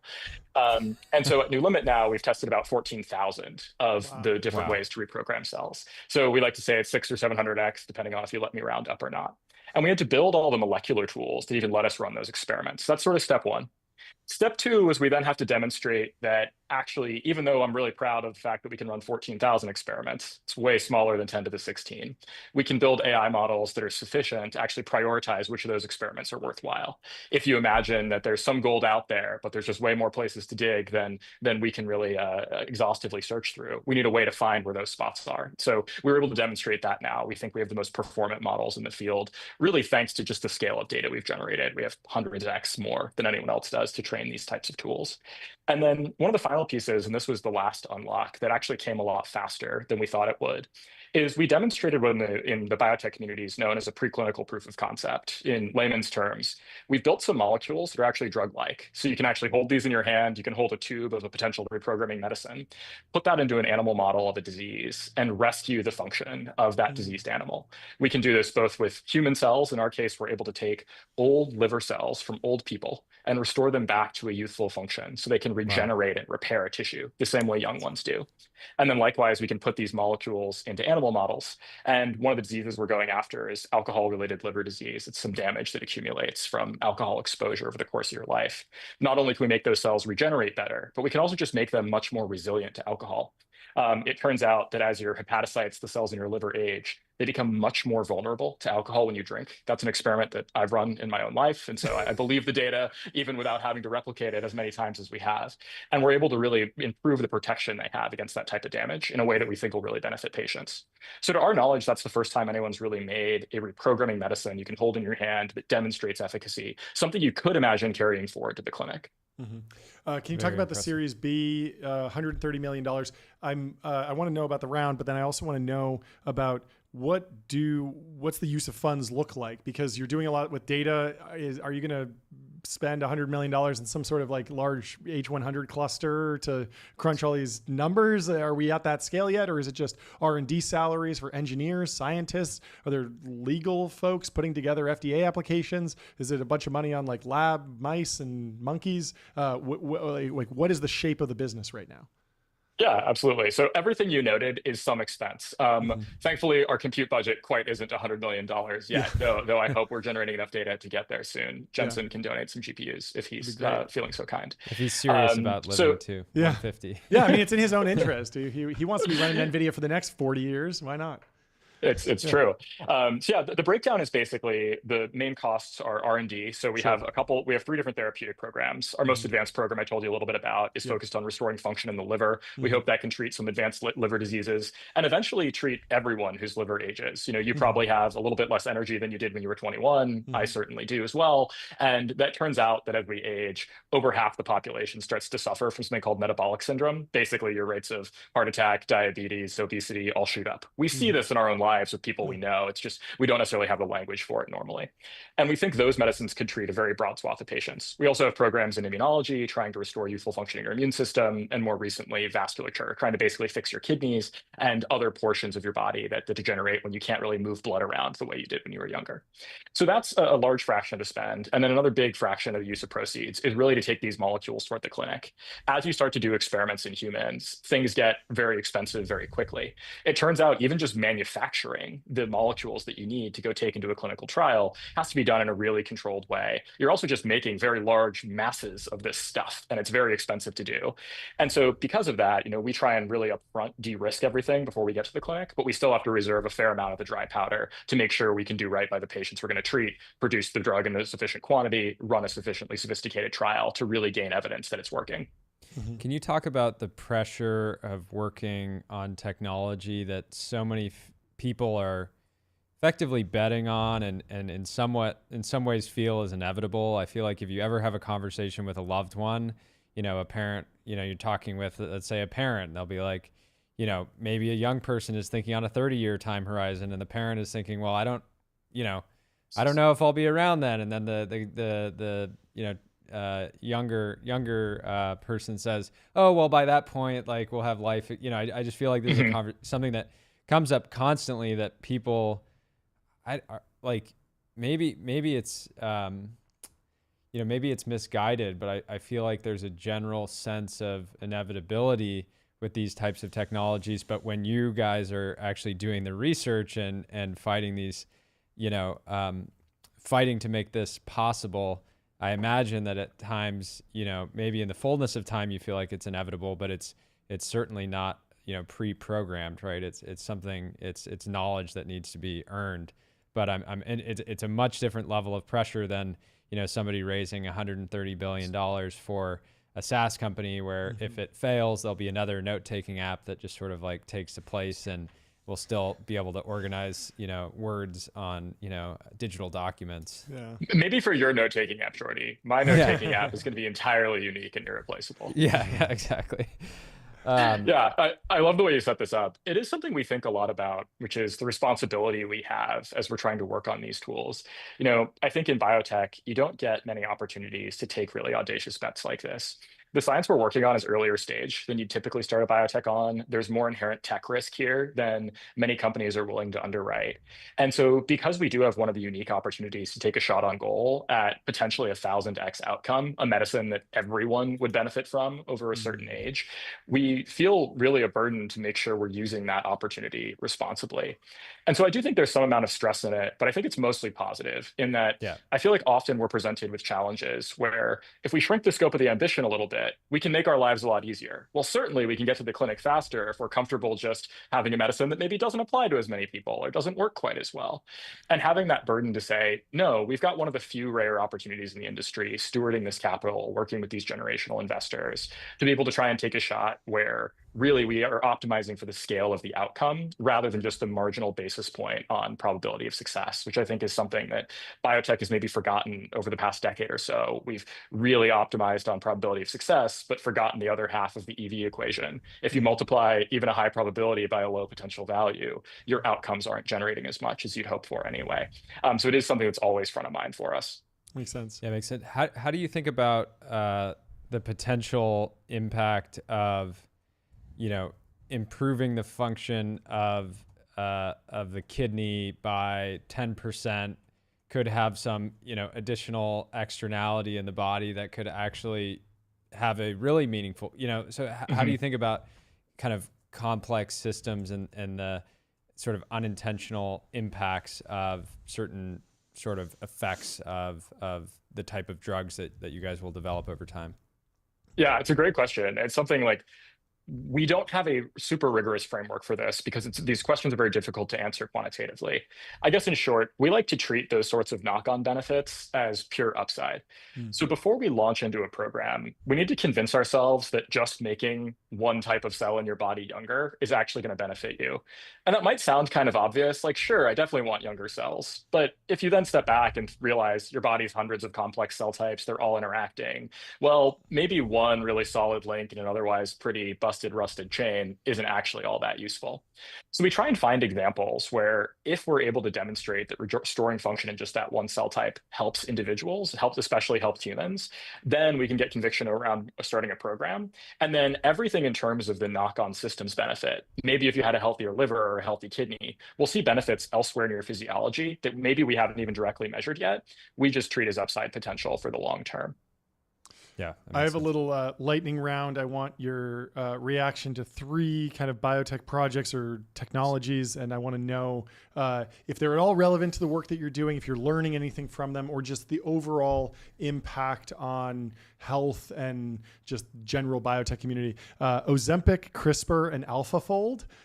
So I'd love to start, I guess, with Ozempic. It feels like, it's not necessarily life extension, but in terms of health span, could be very good. But how have you been processing the story of GLP-1s? And are there any learnings from GLP-1s that you've been able to kind of port back or update your philosophy or strategy at New Limit?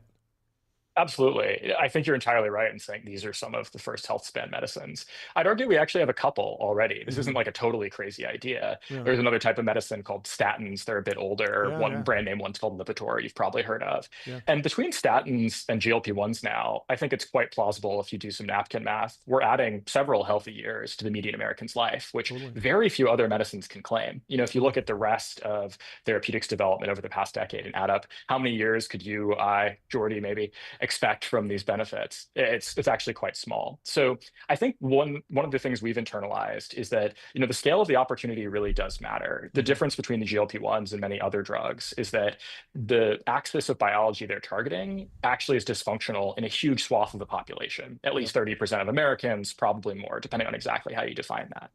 And that when you strike those really high value opportunities, I think exactly as you alluded to, you start to see knock-on benefits maybe you didn't even plan for initially. The GLP-1s are now showing benefits in cardiovascular diseases. There's early data in neuro that I don't think anyone quite understands, but does seem to be reasonably consistent.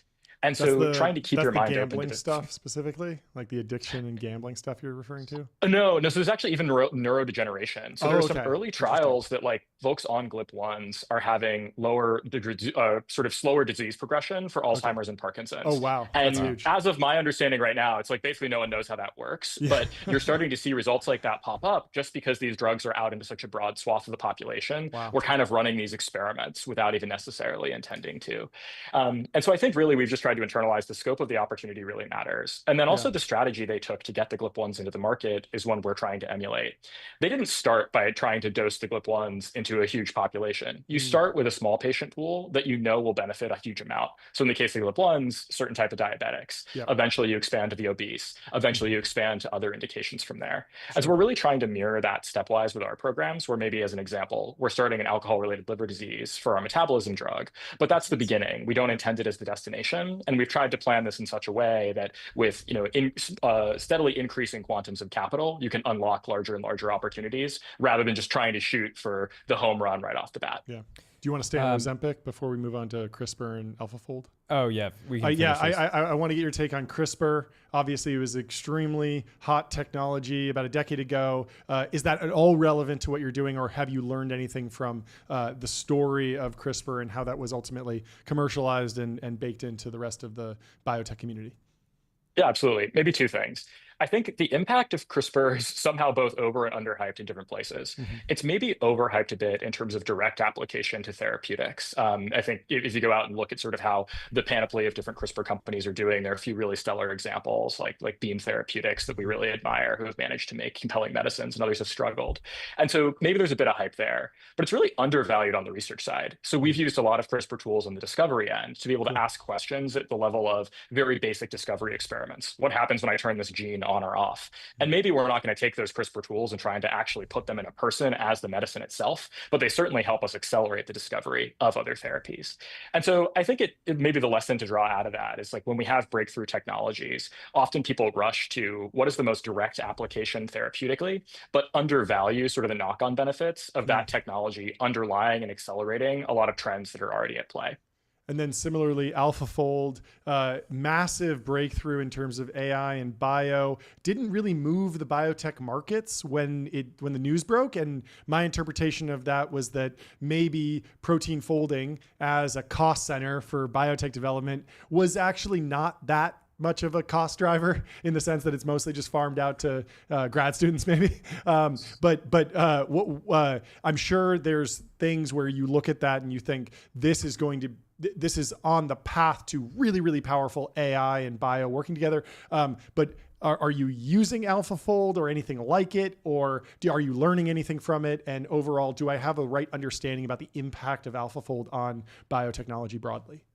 Yeah, I think you've hit the nail on the head with the direct impact. I think solving protein folding itself, like actually taking a sequence, predicting a structure, hasn't been rate limiting for drug discovery in the traditional sense. Yeah. It is painful to get structures, but usually we work on few enough molecules that getting the structure is not really what slows you down for most traditional therapeutics. That said, I do think it demonstrates we're able to learn much more powerful representations of biology than others thought possible. And so maybe by analogy to CRISPR, the direct application is predicting structures itself really going to solve therapeutic development? No, probably not. Is learning the language of life in a way that we can actually work with tractably going to accelerate everyone in the ecosystem? Absolutely, yes. And so to your question of, are we using something similar? We definitely do. So one of the tools that we've built, the models we've built, they try and take in some notion of the genes we're manipulating, transcription factors. You needed to learn an embedding, just like an embedding in natural language processing we're all familiar with that you can get from LLMs, and then predict what will happen to a cell's age as a result. And it turns out some of the best embeddings we've found are from these protein language models that really are often deriving from that basic premise of the AlphaFold-like tools. And so I don't think if you see the AlphaFold announcement, you'd ever intuit, oh, solving protein folding is going to make it easier to find reprogramming drugs that make old liver cells act young. But it turns out that underlying substrata of learning these representations actually does accelerate a whole bunch of science you don't expect.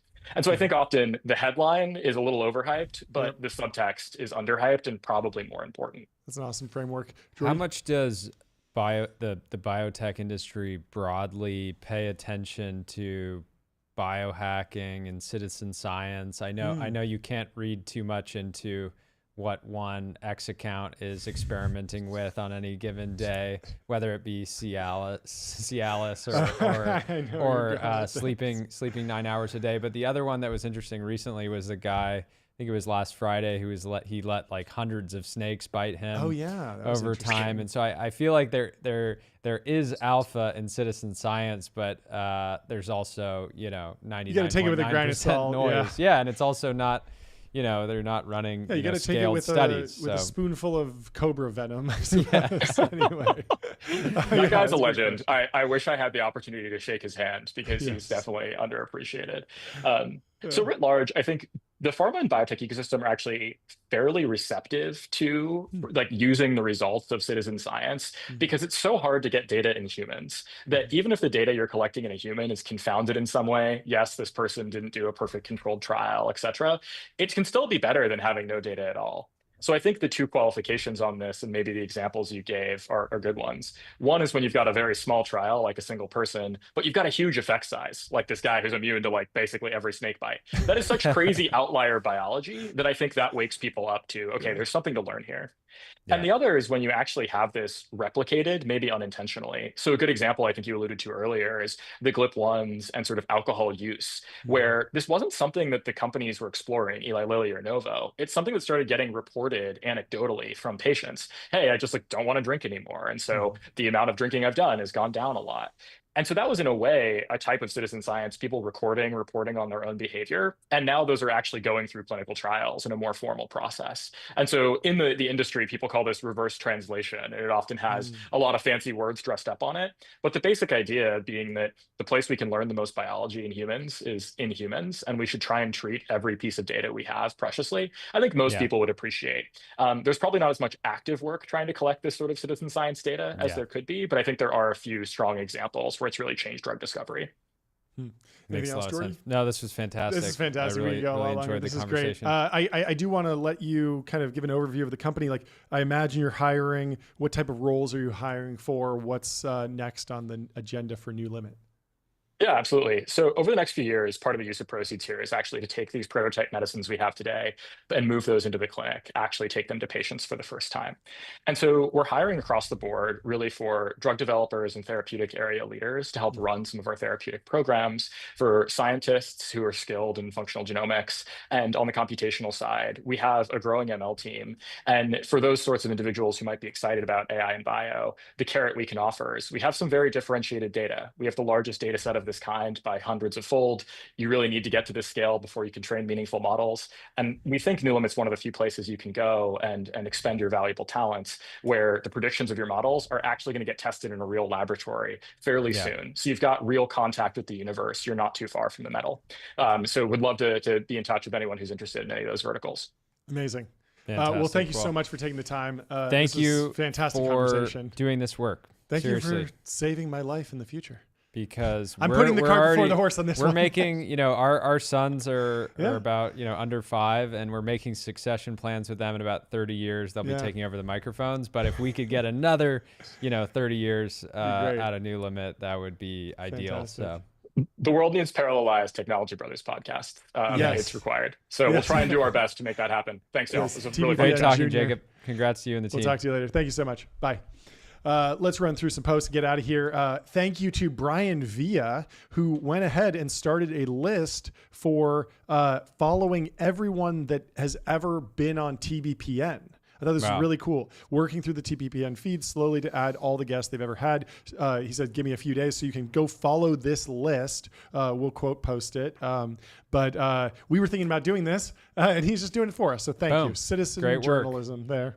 Citizen podcasting. We think of journalism. We think of ourselves as corporate podcasters, but corporate media. But it takes a village. Citizen Thank you, Brian. Like Very cool. I'm going to go follow the list. Also, Eric Dungan says, I swear TBPN has me wearing a nice watch and buying DuPont registry at the airport.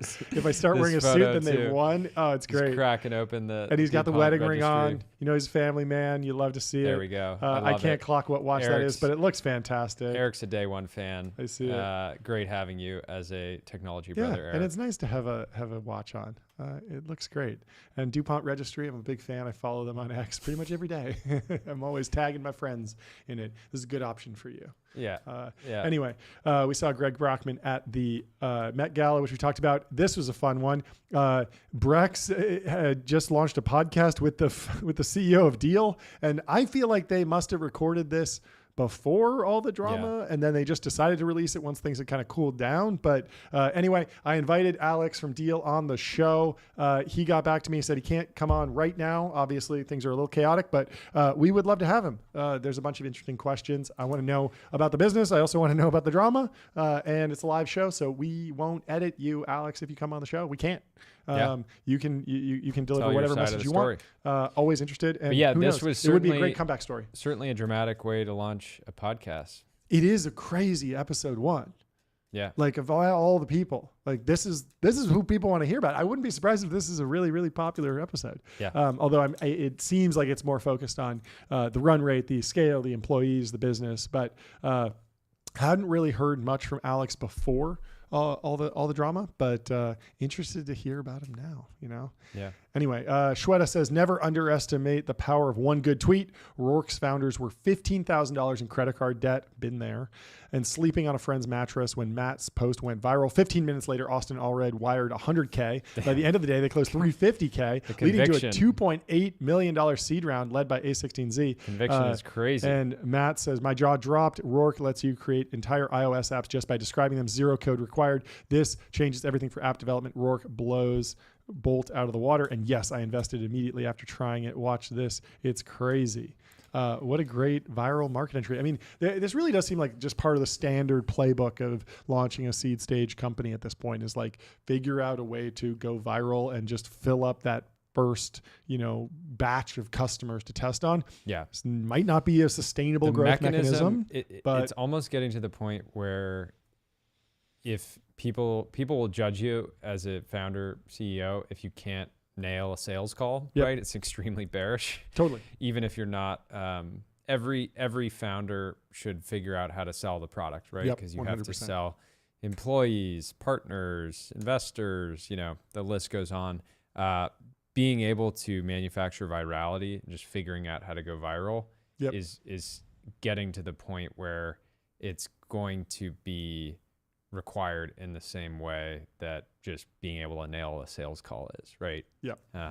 So 100%. Well, speaking of that watch we saw earlier, if you're looking for a new watch, you want to join the ranks of our listeners with fantastic watches, head over to getbezel.com. Your bezel concierge is available to source any watch on the planet. Seriously, any watch. Head over there. Keon at Nucleus Genomics, friend of the show, is over at the Ramp office, another friend of the show, doing a little collab. All Ramp employees can use their wellness benefit to get the world's most advanced DNA health test. He'll be at Ramp's office for lunchtime. Love how he just setting up a little stand. Selling to Ramp employees. I love it. Pretty nicely designed little partnership. Little graphic there. I thought that was Love cool. it. So congrats to him on that. Michael Dempsey says, okay, maybe the best venture swag of all time from Hootie R. And it has a badge here that says, what?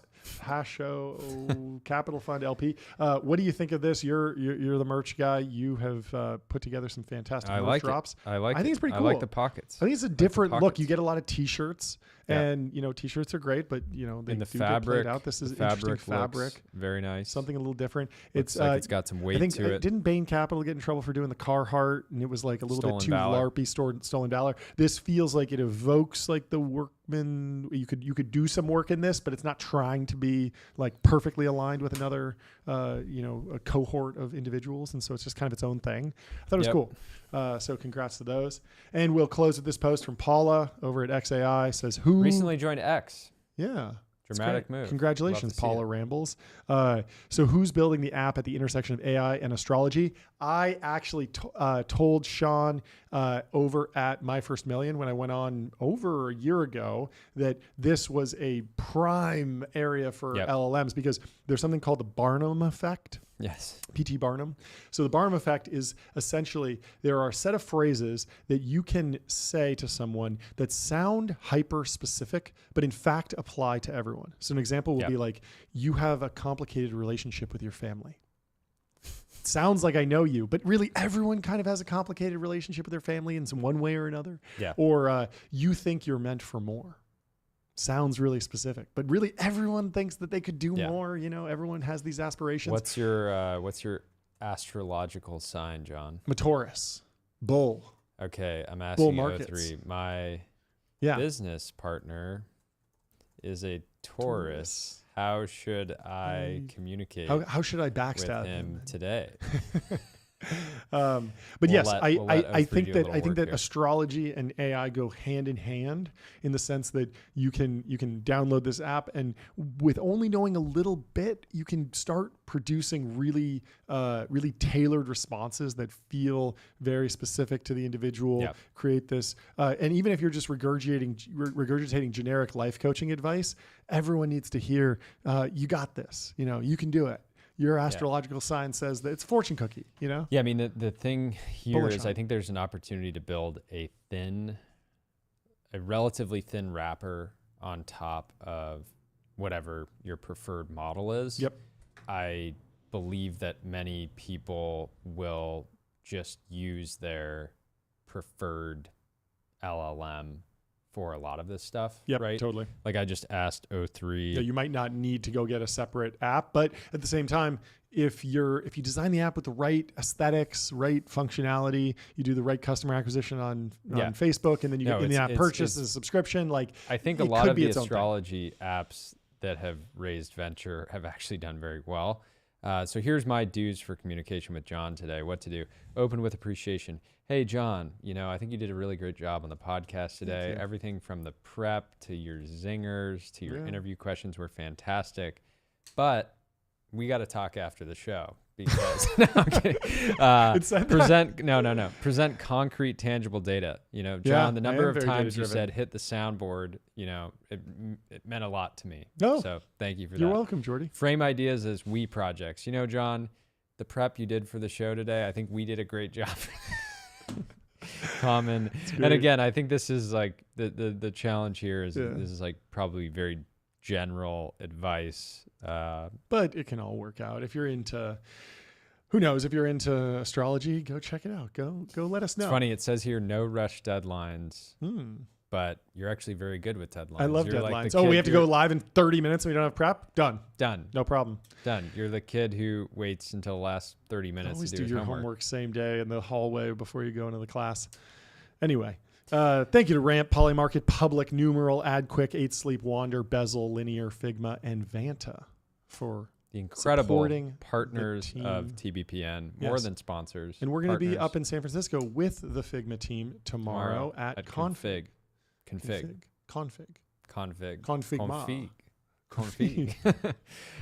We're excited to be up in the bay tomorrow. If you're in SF, if you're at Config, let us know. Seriously, hit us up. We'd love to have you on. Talk about design. Talk about Figma. Talk about vibe coding, vibe designing. We're going to do it all. Anyway, thank you for watching. Fantastic show. We will see you tomorrow. Have a great rest of your day. Can't wait. Bye. See ya.